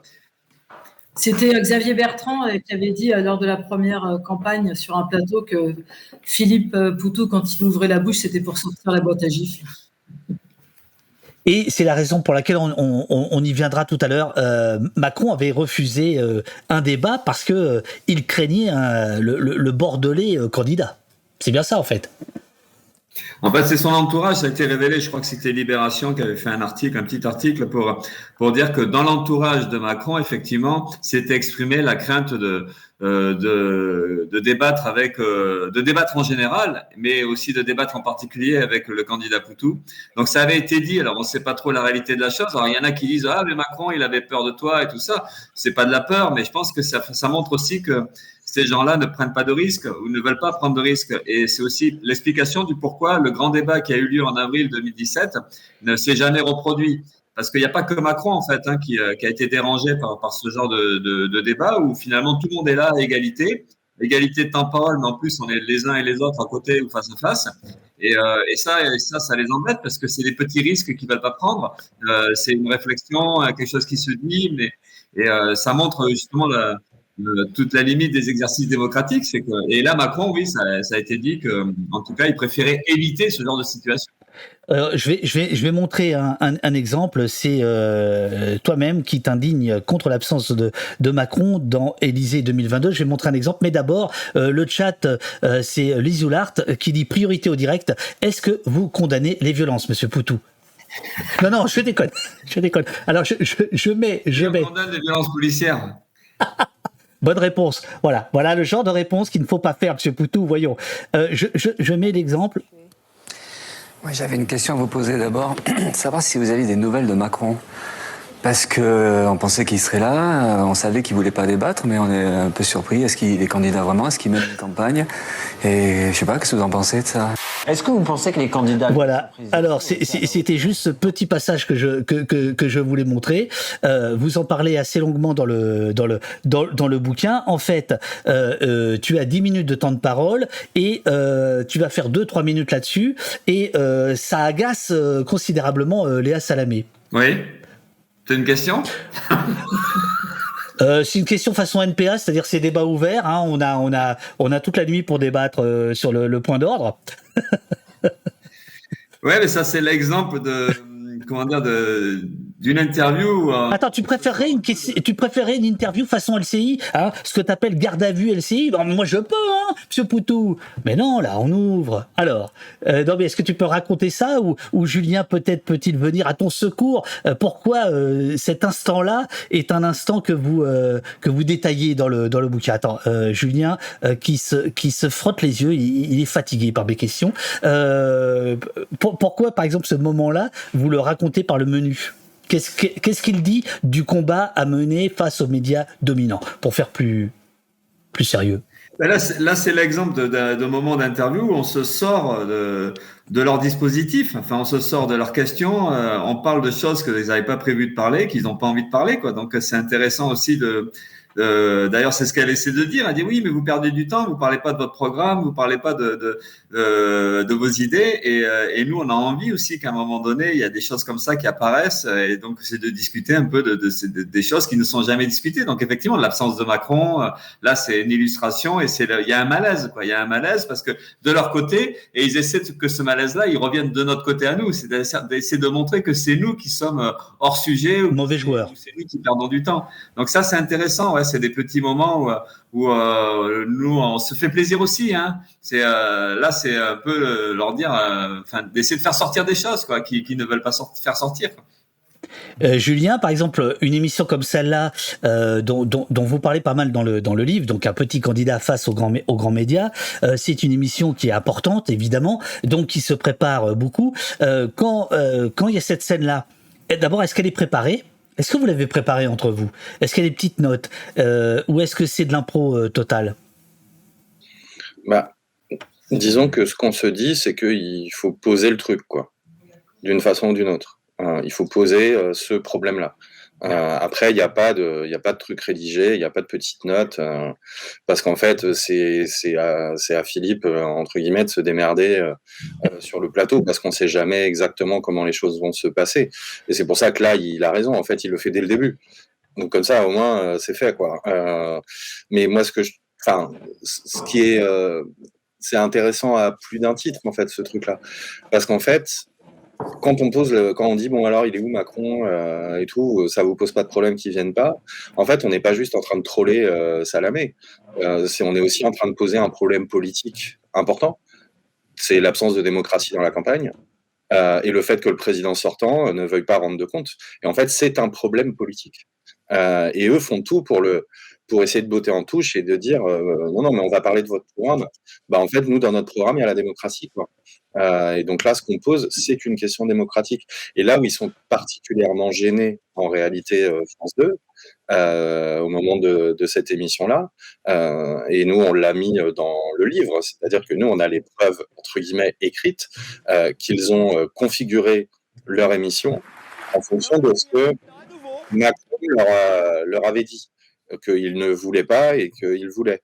Sauf que du coup, il est même pas venu. C'est-à-dire qu'il les a plantés, Macron. Et nous, on leur fait remarquer que Macron n'est pas là. En plus, c'est les mettre devant leur propre raté, quoi. C'est pour ça qu'ils aiment pas du tout. Et le dernier truc qui est intéressant, moi, je trouve, dans ce passage-là, mais bon, ça vient un peu plus tard par rapport à l'extrait qu'on a vu, mais nous, on le détaille dans le livre, c'est qu'il y a tout de suite un espèce de truc de crispation de leur part, qui est de dire oui, vous dites c'est pas démocratique. Nous, on vous a invité plein de fois quand même sur les antennes de France Télévisions.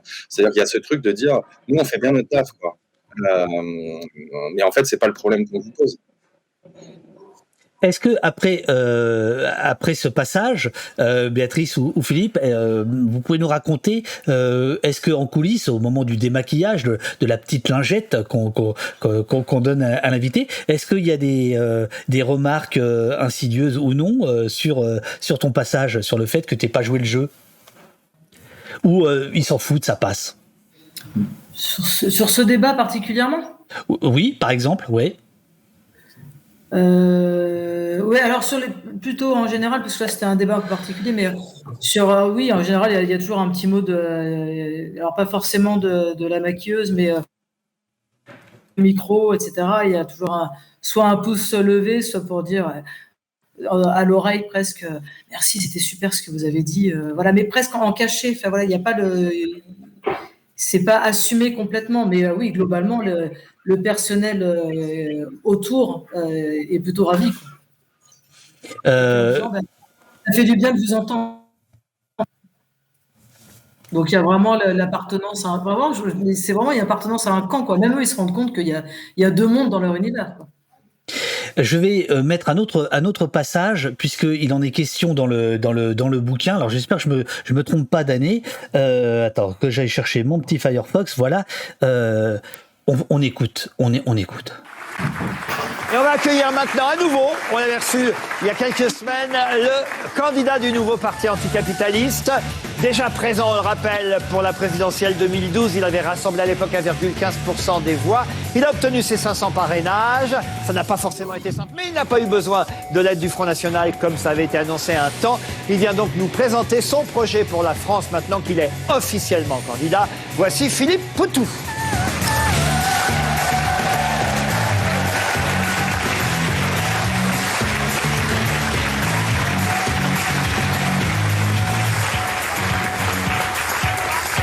Bon, alors la question, donc dans le bouquin, il est question de vos relations aigres-douces avec Laurent Ruquier, qui vous a qui quelques années plus tard va vous reprocher d'être déloyaux parce que vous avez raconté que l'émission s'était pas passée comme prévu. Mais moi, je voudrais savoir, Philippe, quand on te voit comme ça, la pause. Bon, c'est calculé, c'est du trolling, c'est quoi? C'est une façon de dire, bah ça se fait pas en télé, donc je vais le faire. Quel est le message que tu passes? Je pense qu'il y a une bonne part du message qui est inconscient. En fait, je sais que ça va être dur, que ça va être un moment de combat ou un moment très délicat, et on essaie de se préparer, quoi. Enfin, j'essaie de me préparer, donc ça donne des fois des attitudes, des postures qui, je sais pas. En tout cas, je calcule pas de mettre mon bras là. C'est peut-être ma manière à moi de me préparer. Et je sais que je vais rentrer dans une arène. Enfin, voilà, Mais il y a plein de choses, y compris, il n'y a pas que la posture, hein, il y a aussi ce que je vais dire ou la manière dont je vais le dire.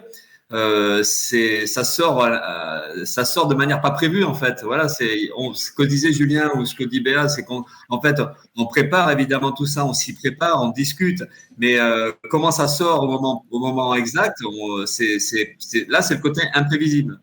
Et la posture, c'est pareil, il y a un côté imprévisible. Après, on peut l'analyser de manière psychologique et en disant, on peut essayer de comprendre ce qui se passe. Mais moi, je pense que c'est toute la difficulté de la situation. Et on se démerde comme on peut. Et voilà. Parce que là, sur Ruquier, c'est une histoire particulière, Ruquier. Hein, c'est le seul sur les 3 campagnes que j'ai pu croiser dans des configurations à peu près comparables. Et en fait, depuis la première interview jusqu'à la dernière, c'est la suite, en fait. C'est la suite d'un conflit. C'est la suite parce que Ruquier, c'est une émission de divertissement, c'est une émission pleine d'humour, mais c'est quelqu'un dont l'humour est juste dans un seul sens, pas dans l'autre sens. Et dès qu'il se retrouve confronté à quelqu'un qui répond un petit peu ou par la dérision ou par l'ironie, et puis qui répond à la moquerie, ça plaît pas. Donc en fait, ça a été des interviews de tension, et à chaque fois, on savait que la suivante allait être compliquée parce que ce serait des règlements de compte de la fois précédente. Et voilà, c'est. Et vous racontez tous les trois que cette interview là, donc qui démarre avec cette musique façon Rocky, quoi, et puis toi comme ça se termine très mal, puisque il met fin brutalement à l'interview en disant et maintenant vous partez. Ouais, ça c'était le summum de la tension et du conflit. Ben ouais, ça s'est fini comme ça. Alors cette année, la dernière campagne, on s'est revu dans un cadre un peu différent où là c'était surprenant parce que il a fait abstraction de tout ce passé-là. Il y avait plus aucune méchanceté mais c'est vrai que la dernière émission de Ruquier, donc en 2017, ça avait été le plus dur. C'est même le seul moment où j'ai vraiment eu du mal à finir cette émission-là, parce que ça a toujours été compliqué. Mais bon, après, voilà, ça fait partie de la vie, quoi. C'est compliqué, on se gère comme on peut. Mais la dernière, effectivement, quand il demande de partir, là, on boue. Je boue complètement, et puis limite, j'ai envie de distribuer des gifles, quoi. Et bon, évidemment, ça se fait pas. Mais c'était le summum en fait du mec qui supporte pas et qui veut faire mal. Il veut faire mal. Et là, comment on répond? C'est compliqué de rester tranquille ou de rester. Donc, c'est un moment très difficile, effectivement. Et est-ce que c'est il me semble que vous n'y répondez pas dans le livre, mais la question elle est suggérée par le livre.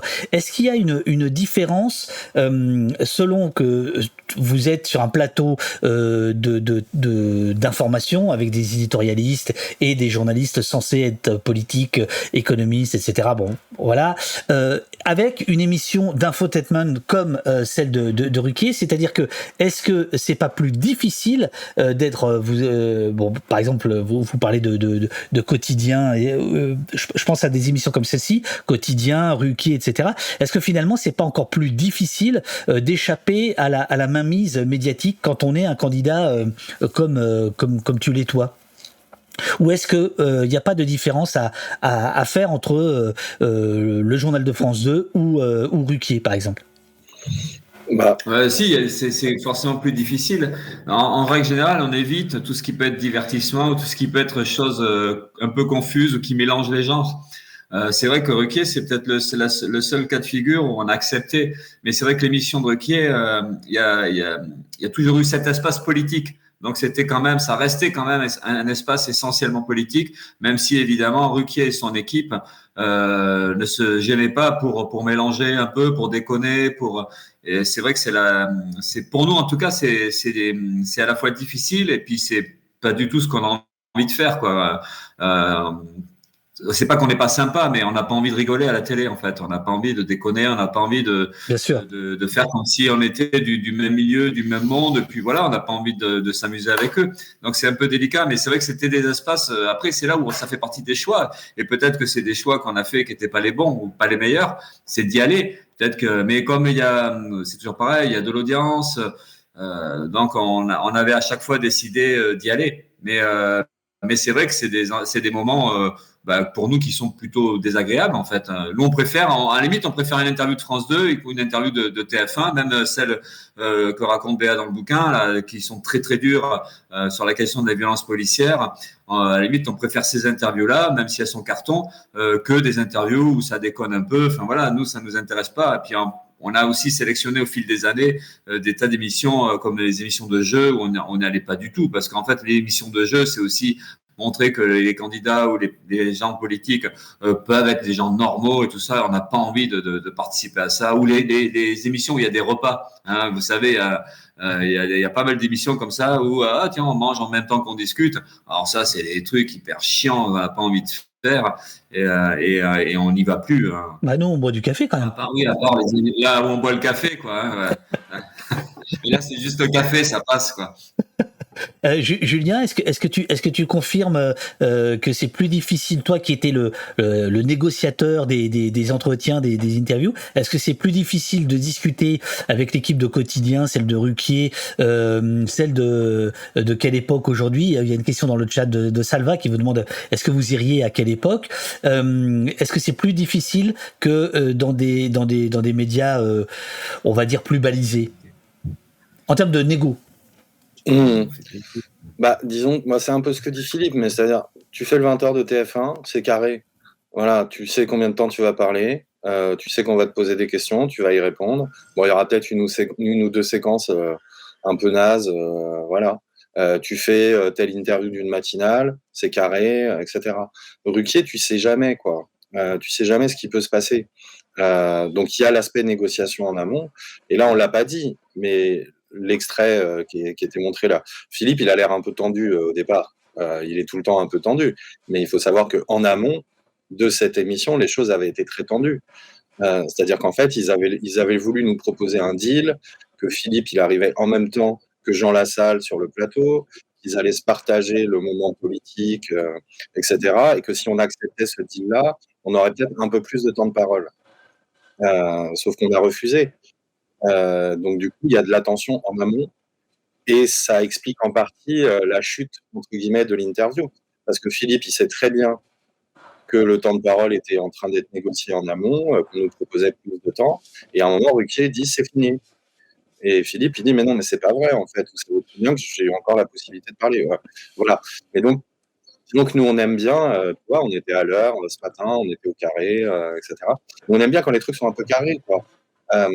Parce que le problème, tout ce qui devient, entre guillemets, de la pseudo-souplesse ou de la pseudo-improvisation ou de la pseudo-spontanéité, en général, ça se retourne contre toi parce qu'il y a personne n'est meilleur pour maîtriser la spontanéité que les gens qui sont tout le temps là sur les plateaux. Bien sûr.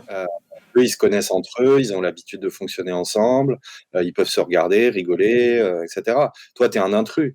Et des fois, en fait, on l'écrit à un moment dans le bouquin, on dit, nous, on refuse d'être invité à un dîner de cons, en fait. Parce que des fois, quand on te présente le dispositif, tu as vraiment l'impression que c'est Philippe Poutou, c'est pas Philippe Pichon, ne confondez pas, c'est ça? Voilà, mais donc du coup, ouais, et comme il y a là été évoqué, c'est un autre exemple, mais de trucs qu'on a refusé récemment. Pignon. Cette fois-ci, qu'on a refusé, c'est justement l'émission de Salamé, là, Quelle époque, et où en fait on a été invités, ils ont invité Olivier pour une soirée où il y avait que des éditorialistes et ils voulaient qu'il y ait aussi Olivier Besancenot. Ouais. Donc Olivier se serait retrouvé avec Natacha Polony, Raphaël Enthoven, Mathieu Bock-Côté, enfin que des gens qu'on adore, quoi. Et lui était parmi 9 ou 10 personnes comme ça à jouer aux éditorialistes. Et on a dit, bah en fait non, nous on est un parti politique, on n'est pas des gens qui viennent sur un plateau pour participer à une ambiance ou à des discussions ou à du clash à la con. Donc voilà, vu que je voyais dans le chat qu'il y avait une question sur Salamé, bah, on a refusé. Alors, il y a aussi dans le chat Mélanie Simon-Franza qui travaille dans le cinéma et qui fait un coucou à Béatrice et Philippe Poutou qui sont aussi dans le cinéma, si j'ai bien compris. Alors justement, Béatrice, qui a pas beaucoup parlé. Oui, non, mais t'imagines pas la charge mentale, il faut tout suivre en même temps. Enfin, c'est l'enfer au poste. Puis je fais la technique tout seul. Enfin bref. Contrairement à ce qu'a dit Émile Cheval, si, Philippe Poutou est armé d'une tasse au poste, mais peut-être qu'il l'a rangée, mais il a commencé tout à l'heure avec ça. Voilà. Alors, qu'est-ce que je voulais dire? Merde, je ne sais plus. Si. Voilà. Après, on passe aux questions du chat. Le désarmement, la police et la garde à vue à LCI. Je crois, Béatrice, que c'est toi qui as pas mal assisté pour parler de ce passage-là. Il y a une dizaine de pages où on voit une totale incompréhension pour ne pas dire autre chose, des journalistes à l'endroit de Philippe Poutou sur la question du désarmement de la police. Qu'est-ce que ça dit de votre relation aux médias? Mais c'était en 2017, c'était une des revendications du NPA de dire qu'il fallait qu'il y ait la police qui était en contact avec la population, donc CRS, etc., tous ceux qui font le maintien de l'ordre, soit désarmés. Donc, c'était déjà une discussion qui était un peu compliquée, et ça s'est durci quand, après le deuxième débat. Ouais, le deuxième débat de 2017, il y a eu un attentat sur les Champs-Élysées et il y a un policier qui est mort. Et donc, on est arrivé sur la fin de la campagne. Et Philippe était invité le lendemain sur LCI avec Audrey Crespo-Mara. Et donc, on arrive le matin, donc déjà, l'accueil pas hyper aimable, et il rentre sur le plateau. Et la première question, ça a été, donc, elle relate le fait qu'il y ait eu l'attentat de la veille. Et tout de suite, c'est alors comme ça, vous voulez désarmer la police. Et donc, Philippe commence à répondre en disant, bah voilà, c'est un peu compliqué, on ne parle pas de la même chose, etc. Et elle lui a posé la question, je ne sais plus, genre, enfin, elle n'a pas arrêté de lui redemander, mais alors comme ça, vous voulez désarmer la police sans qu'on puisse expliquer quoi que ce soit sur ce que ça voulait dire le désarmement de la police, c'est qu'on ne parlait pas de la police, on ne parlait pas de terrorisme en fin de compte. Donc, il y avait une espèce de confusion entre les deux, mais c'est un peu ce qui se retrouve aussi actuellement sur les violences policières, c'est-à-dire que les personnes invitées qui pourraient critiquer les violences policières actuelles, les journalistes et les éditorialistes leur posent la question jusqu'à ce qu'à la fin, la personne admette, OK, on condamne. Et donc là, c'était un peu ça. Et ça a été, bah oui, complètement à charge. Et puis, ça a été après repris par les différents journalistes. C'est-à-dire qu'il y a une espèce de copier-coller de questions sur le désarmement de la police. Et c'est là où on se rend compte qu'il n'y a pas d'espace médiatique pour développer des idées un peu originales. C'est-à-dire qu'il faut avoir du temps pour pouvoir amener d'autres idées. C'est un peu le problème globalement de notre courant politique. C'est-à-dire qu'on n'a pas d'espace suffisant pour pouvoir expliquer ce que ça pourrait être une police non armée en contact avec la population. Et c'est effectivement, je trouve ce passage-là, ça démarre ici, garde à vue sur LCI, page 91, et ensuite vous allez reproduire ce qui vous est arrivé. Donc ça fait ça, ouais, tout ça c'est la même chose. Là c'est Jeff Wittenberg sur Les 4 vérités France 2, là c'est Thomas Soto sur Europe 1, là c'est tout ça, c'est LCI. Ensuite c'est On n'est pas couché sur France 2, ça revient sur cette question-là, c'est Vanessa Bourgnaf. Ensuite Laurence Ferrari, etc. C'est-à-dire que ce que le livre démontre là, c'est qu'il y a aussi quand même un effet de copier-coller chez les journalistes. C'est-à-dire que dès lors qu'il y en a un qui a trouvé un os à ronger, ils se mettent tous dessus en fait. Et là, c'est la question du désarmement de la police qui mériterait d'être posée. Mais en fait, on vous reproche même d'aborder la question sans du tout écouter vos arguments. Ouais, c'est une espèce de fainéantise de l'esprit, je sais pas comment on peut dire, mais comme si c'était simple et comme si c'était c'est là où on voit qu'il y a un côté chien de garde. En fin de compte, c'est pas plus compliqué que ça, hein. Il est hors de question de pouvoir remettre en cause la police. On sent que c'est quand même à chaque fois, mais c'est comme quand on dit taxer les riches, c'est-à-dire que là, quand on parle des retraites en ce moment, à aucun moment il y a la solution de taxer les riches. Que ce soit n'importe quel journaliste, oui, comment on peut faire, c'est pas facile, il faut augmenter les impôts, etc. Et non, nous on dit voilà, il faut récupérer l'argent là où il est. Et là, c'est pareil sur le désarmement de la police. En effet, c'est des je sais pas s'ils ont conscience, en fin de compte, les journalistes, des fois, on peut se poser presque la question, est-ce que ils se rendent compte, ou alors est-ce que c'est pour faire le buzz et être plus radical que l'autre, je sais pas. Mais il y a quand même un manque de sens critique en tous les cas, et puis ce qui transparaît surtout, c'est qu'il n'y a pas du tout envie de discuter d'autre chose, puisqu'il pourrait y avoir en effet l'envie de savoir nous ce qu'on dit sur ces sujets-là. Si vous êtes d'accord, on prend quelques questions du chat, puisque ici c'est l'inverse de Ruquier, c'est-à-dire que c'est plus long que prévu. Ouais. Ah bah oui. C'est l'inverse. Non, Philippe Poutou, il veut partir. Monsieur Poutou, vous devez partir, peut-être vous avez des obligations ? Pas de suite. Pas de suite. Alors, Hyper Courgette pose la question, combien de temps faut-il pour préparer une émission ?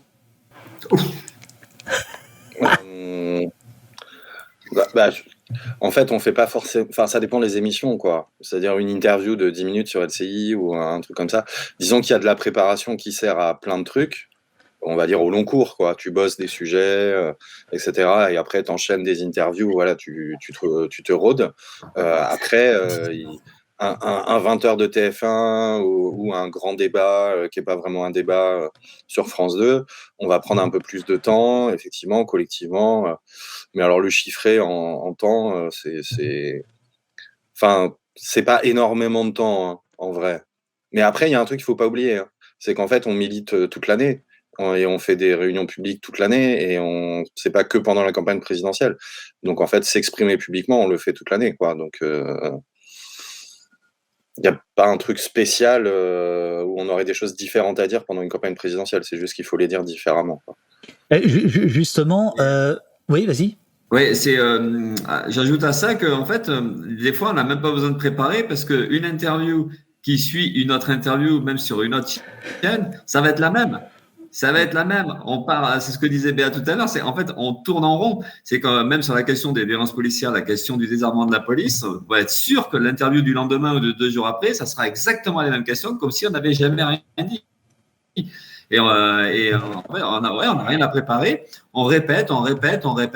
C'est toujours cette idée qu'il faut redéfendre ce qu'on a. Parce qu'en face, oui, c'est l'expression, c'est chien de garde.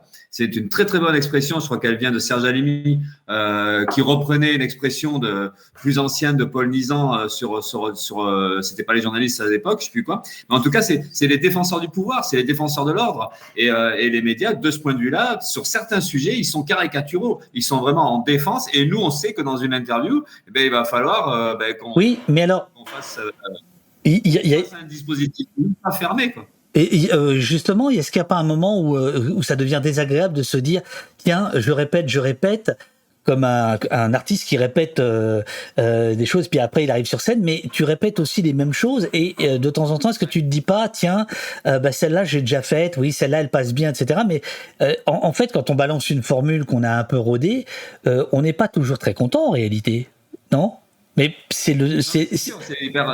hyper désagréable d'être amené à répéter les choses et à redire les mêmes phrases ou les mêmes mots au même moment, c'est hyper chiant. Donc c'est pour ça aussi que des fois on le voit, on essaie de se sortir de ça et de contrer, de trouver d'autres façons de dire ou d'autres façons de faire. Et c'est ce qui donne des fois des espaces un peu surprenants dans les interviews. C'est parce on sait qu'on va se retrouver dans des rapports très durs où il va falloir se défendre, en fait, se justifier. On est dans ce rapport-là. L'interview, c'est souvent un exercice de justification ou d'excuse. Il faudrait s'excuser d'être là ou s'excuser de penser ce qu'on pense. Alors après, comment on se démerde de ça?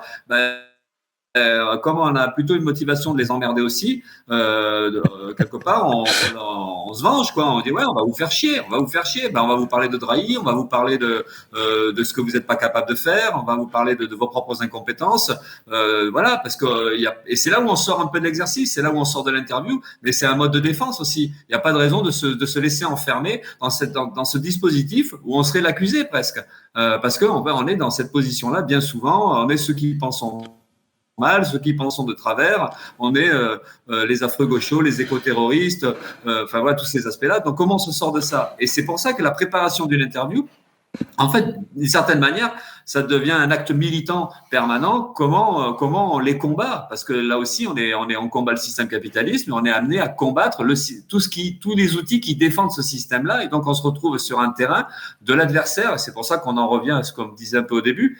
Et la préparation, elle est liée à tout ça, en fait. Voilà, une interview, c'est pas un exercice, c'est pas comme une interview au Poste ou une interview sur Twitch avec Bolchegeek, ça n'a strictement rien à voir. Où là, on est dans de l'entretien, on essaie de comprendre des choses, on essaie de discuter. Et ce que nous on raconte dans le bouquin, en tout cas, c'est tout autre chose. C'est qu'on est c'est même plus des interviews en fait. Je te remercie de ne pas être, de nous faire chier, de faire chier les actionnaires d'Opost, qui sont les abonnés et les donateurs. Hein. C'est très aimable à toi de pas me faire une Drahi ou une je sais pas quoi. Merci infiniment. Alors, comment ça se passe entre candidats sur les plateaux? Béatrice, peut-être tu peux raconter ça sur les plateaux ou dans les coulisses. Ça se passe pas en fin de compte. C'est-à-dire qu'il n'y a pas vraiment de rencontre. Si les seuls à qui Philippe serre la main, c'est Mélenchon et Artaud. Et après, dans tous les cas, quand il y a les grands débats, les endroits où il y a tout le monde, chacun a sa loge, et dans ces cas-là, personne se croise. Et après, quand il y a des rencontres comme ça, oui, c'est il y a pas de, chacun se regarde un peu de loin. Et puis les seuls contacts qu'il y a, oui, c'est avec la gauche de la gauche. Voilà.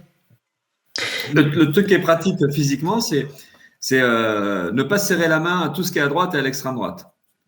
Et là, ça crée une sorte de délimitation qui est assez confortable par la suite. C'est qu'en fait, on vient pas trop nous emmerder, on vient pas trop chercher à parler avec nous, et on se blinde un peu, et ça, c'est très très important. Donc, Dans le livre, vous racontez que tu refuses même de faire la photo officielle des émissions avec tous les candidats.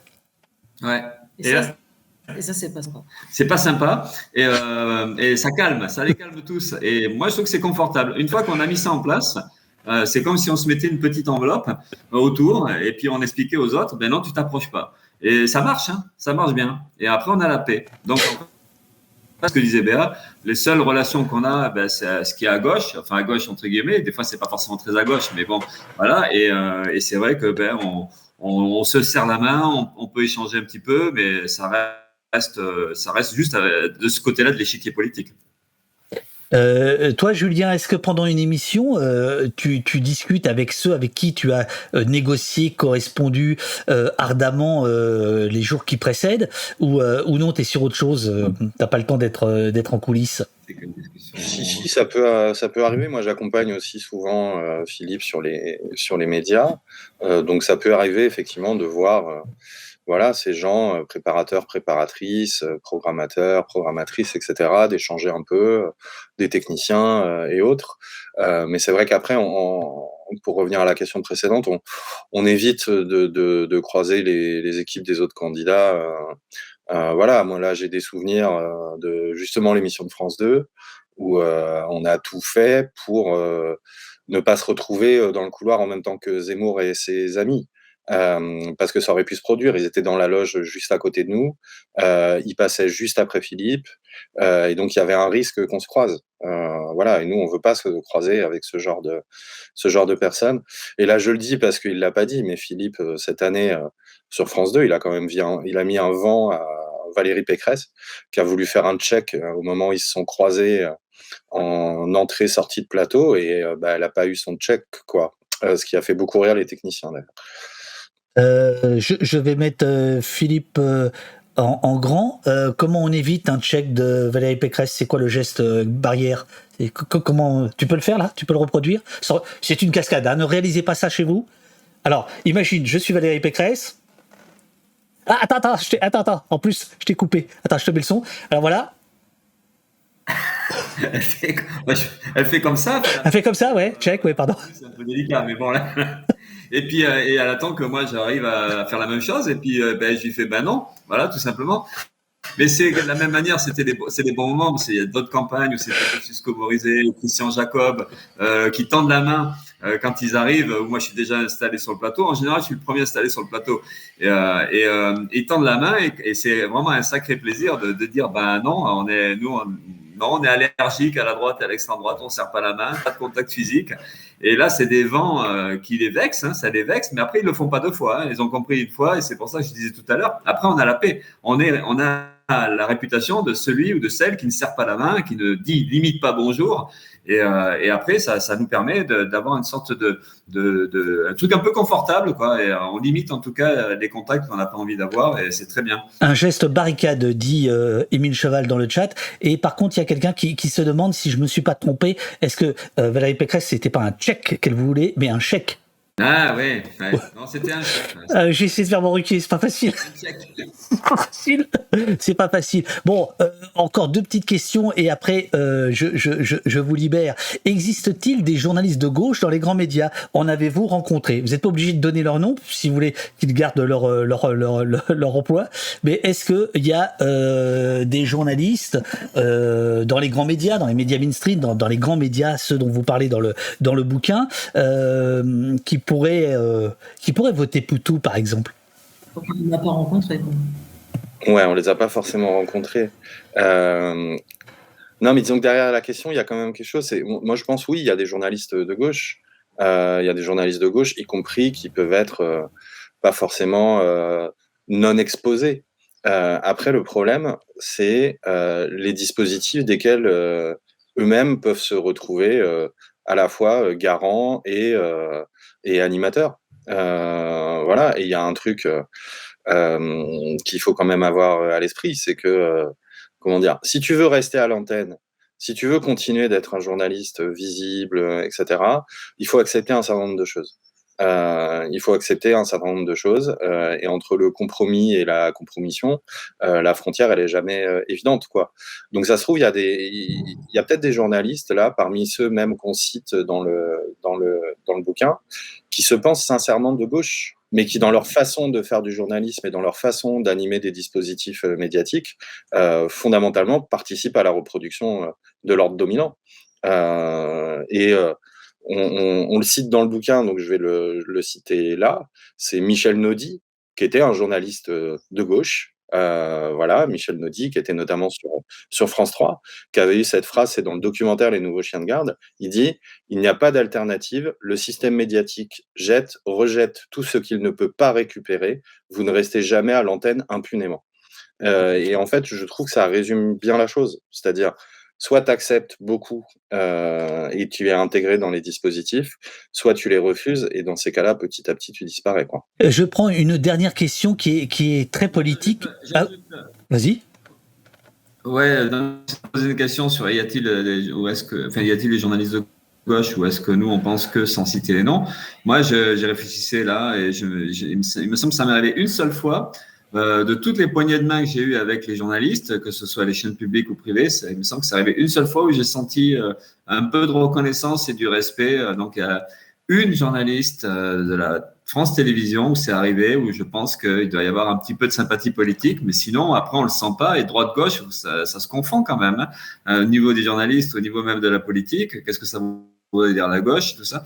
Mais ouais, une fois c'est arrivé, j'ai dit, tiens, là, il y a une sorte de sympathie un petit peu qui s'est exprimée en quelques secondes. Mais voilà, une fois. Après, juste, c'est pas pareil quand c'est lors d'une campagne ou pas, parce que quand lors des campagnes présidentielles, il y a aussi le fait que Philippe peut faire perdre la gauche et met des bâtons dans les roues de Mélenchon. Donc il y avait eu un peu ce côté-là aussi chez certains journalistes.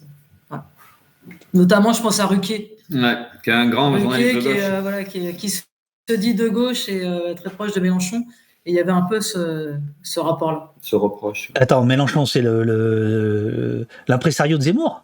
Pas Mélenchon, je veux dire Ruquier, c'est. Non, excusez-moi, non, parce que comme tu parlais de Mélenchon, non, Ruquier. Ouais. C'est quand même difficile de se dire de gauche quand on a passé des années à. Il se revendique de gauche, ouais. Et il va faire la leçon aux autres candidats de gauche qui seraient trop à gauche. Enfin voilà, bon, c'est vrai. Il dit aujourd'hui qu'il le regrette, mais enfin qu'importe. Je voudrais terminer par une question très NPA qui vous est posée par Daniel Antoine. Qui rejoint peut-être finalement votre préoccupation centrale du bouquin. Pensez-vous que vos idées sont écoutées, donc à travers les médias, je rajoute ça puisque c'est l'objet du livre et de l'émission d'aujourd'hui. Pensez-vous que vos idées sont écoutées par la classe ouvrière dépolitisée? Vous avez 2 heures. Très bonne question. Je veux bien te dire un truc. On est d'accord, c'est l'enjeu de votre travail. On est d'accord. Notre enjeu, c'est de nous adresser aux opprimés, aux exploités, à la grande majorité de la population. Voilà. Mais en fait, il y a 2 niveaux. C'est-à-dire qu'il y a nos idées et il y a le fait de se sentir représenté. Et ça, c'est hyper important pour nous. Pour commencer par le deuxième, le fait de se sentir représenté, ça veut dire le fait de voir dans le dispositif bien huilé des débats, des grands médias, etc., d'entendre une autre parole, de voir quelqu'un qui est issu de la classe, quoi, et qui joue pas le jeu qu'on veut lui imposer, qui se beule les plateaux, qui se beule les autres candidats, comme en 2017. Et ça, c'est quelque chose, on peut le mesurer, qu'il y a plein de gens qui nous disent ça fait du bien, quoi.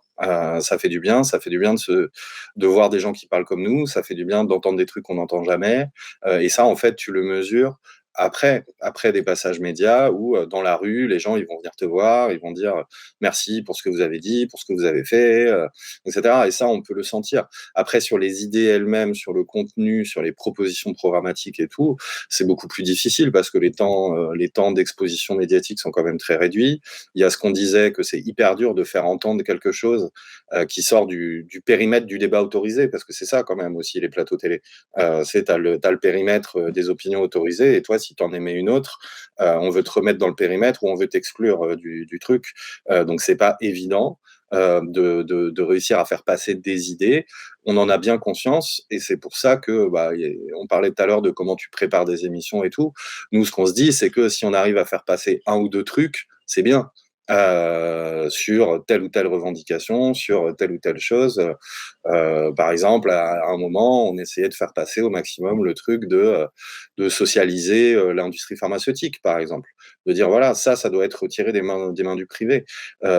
Et on peut avoir effectivement un écho, mais pour finir, il y a les médias, il y a les passages médias, et puis il y a ce qu'on fait le reste du temps, quoi. C'est-à-dire faire les meetings, faire les marchés, être dans les manifs, ce genre de trucs. On sait que c'est pas à la même échelle qu'on s'adresse aux gens, mais disons qu'il y a une combinaison des deux, quoi.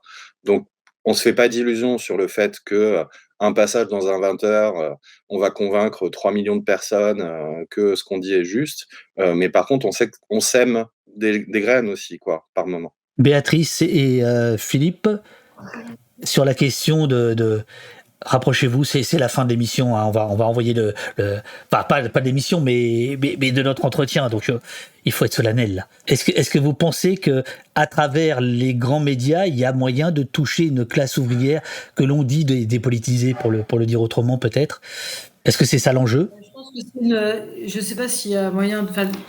Ce qu'on se disait, c'est que comme l'espace n'est pas assez grand pour vraiment développer les idées, après c'est une petite voie pour dire en tous les cas que il y a possibilité d'entendre autre chose et de ne pas subir. C'est plus ce rapport-là. Et d'ailleurs, quand Philippe est interpellé dans la rue, c'est ce rapport-là, c'est-à-dire de dire que ça nous a fait du bien d'entendre déjà un ouvrier, parce que c'est quand même pas très souvent qu'on entend des ouvriers à la télé, et puis ne serait-ce que même sur sa posture, de voir que c'est pas le même monde que celui qui est constamment représenté à la télé. Après, est-ce qu'ils sont capables de dire exactement les idées qu'on développe? C'est toujours la question. Je ne sais pas s'il y en a beaucoup qui pourraient le dire, à part dire que voilà, il y a taxer les riches, des choses, des phrases un peu choc. Mais c'est plus une attitude, à mon avis, et de représentation et de clan social. Je pense que c'est ça qui revient notamment. Non, mais moi, je suis persuadé que ça a son utilité. Enfin, ce que nous, on fait dans les campagnes électorales, et c'est vrai que les grands médias, du coup, par nos passages, même bref, parce que maintenant, à travers les réseaux sociaux, un petit bout d'interview va circuler énormément dans des milieux militants ou dans des milieux très larges. Et ça a de l'écho. Et il y a d'ailleurs un écart assez important entre les scores que nous on peut faire et la popularité de ce qu'on peut dire à la télévision. Donc tout ça, ça compte. Oui, mais c'est une sorte de fierté, une sorte de satisfaction énorme de la part des gens qui nous le disent dans les manifs, qui nous le disent dans la rue. Enfin, moi, je suis bien placé pour le savoir. Parce qu'on vient me dire merci pour avoir dit ça. Donc ça, on sait que c'est important. Mais comme d'ailleurs des syndicalistes en ce moment, quand ils passent sur les plateaux télé, vont dire des choses qui vont faire beaucoup de bien à plein de monde. Mais comme les Gilets jaunes, pendant le mouvement des Gilets jaunes, quand ils squattaient plus ou moins les plateaux télé d'ailleurs, mais comme aussi les Xavier Mathieu ou d'autres gens à travers les dernières années de télévision ont pu apporter des choses très importantes par leur propre réaction, des fois en quelques secondes, une phrase ou une attitude par rapport à un journaliste chien de garde. Donc tout ça, ça compte. Ouais. Nous, on pense que ça compte. Alors ça suffit pas pour changer l'ambiance, mais c'est des petits trucs qui sont évidemment installés dans le paysage, qui peuvent aider demain à reconstruire une conscience de classe, ou en tout cas faire le lien avec des situations comme celle d'aujourd'hui. Parce qu'en fait, ce qui va être déterminant, c'est la mobilisation sociale du mouvement, par exemple, en lien avec quelques paroles de ci, de là. Et c'est à travers tout ça qu'on peut espérer que quelque chose se reconstruit construisent et la confiance en soi, dans notre camp social, cette idée qu'on peut changer les choses et ça passe par des phrases, ça passe par des attitudes. En tout cas, on est convaincu que ça a une utilité. En tout cas, si on se fait chier dans les médias, c'est que quelque part, on se dit ça va servir à quelque chose. Sinon, franchement, on arrêterait ça de suite. Je vais vous laisser. Je voudrais juste lire un dernier passage parce qu'il est de bon ton de dire que pour s'adresser aux classes populaires, il faudrait aller chez Hanouna. Ceci a été déconstruit par Claire Secaille qui était venue, et par Acrimed, etc. Bon, voilà. Mais je voudrais juste citer la page 35 de votre bouquin parce que ça en dit très long sur le système et sur la difficulté justement à approcher peut-être un autre public. Pour l'anecdote, l'une des invitations qui nous a été faite chez Cyril Hanouna, écrivez-vous, est survenue au lendemain du soir où Philippe Poutou avait eu l'audace de déclarer sur France Info que la police tue. Dès l'annonce de la plainte de Gérald Darmanin. D'ailleurs, la plainte, elle est effective ou pas ? On n'a plus de nouvelles. Il n'y a plus de nouvelles. Darmanin, c'est pas un homme de parole. Hein. Il n'y a pas à chier. Il annonce des trucs. Bon, bref. Le lendemain, nous avons été contactés par les équipes d'Hanouna, assoiffés de buzz, qui nous ont proposé un plateau le soir même pour revenir sur, entre guillemets, la polémique. Fermez les guillemets. Par curiosité, tout en sachant déjà que nous allions décliner, alors c'est là où on voit la malice du NPA, nous avons demandé qui seraient les autres protagonistes présents sur le plateau. Réponse, ouvrez les guillemets, alors là c'est gratiné, donc il s'agit de parler de la police tue. Alors, sur notre plateau, nos chroniqueurs, 1 ou 2 syndicalistes policiers, une femme membre d'une association de veuves de policiers tués en service et peut-être un collectif de victimes de violences policières. Un exemple parmi d'autres de ce que Bourdieu, écrivez-vous, décrivait comme un débat démocratique conçu sur le modèle du combat de catch, invitation refusée et plutôt 2 fois qu'une. Voilà, j'ai lu le passage qu'il fallait lire pour terminer cette émission avec vous. Un petit candidat face aux grands médias de Philippe Poutou, Béatrice Valello et Julien Salingue. Est-ce que vous voulez ajouter quelque chose pendant que le chat vous remercie? Qu'on n'a pas eu beaucoup d'espace pour faire la diffusion du bouquin dans les médias. Ah, c'était une question de Mélanie Simon-Franza, toujours à l'affût. Mais Libertalia, ils sont pas bons en termes de presse, c'est ça? Ou c'est la presse qui est pas bonne avec Libertalia? Donc c'est pas ceux qui sont le plus invités non plus, quoi. Ah. On aurait dû choisir un autre éditeur, en fait. On peut quand même soupçonner qu'un certain nombre de médias n'ont pas envie de faire de la publicité à ce livre, y compris des médias de presse écrite, même s'ils sont épargnés dans le bouquin, parce que quand même il y a un écosystème, quoi. Et donc ce qu'on raconte là, c'est pas certain qu'une partie des hiérarchies éditoriales des médias de presse écrite l'apprécie non plus. Oui, je pense. On remercie les quelques médias qui nous invitent, dont bien sûr Au Poste, sur lequel on ne balancera pas du coup. Très bien. Vous voulez rajouter quelque chose à Bordeaux?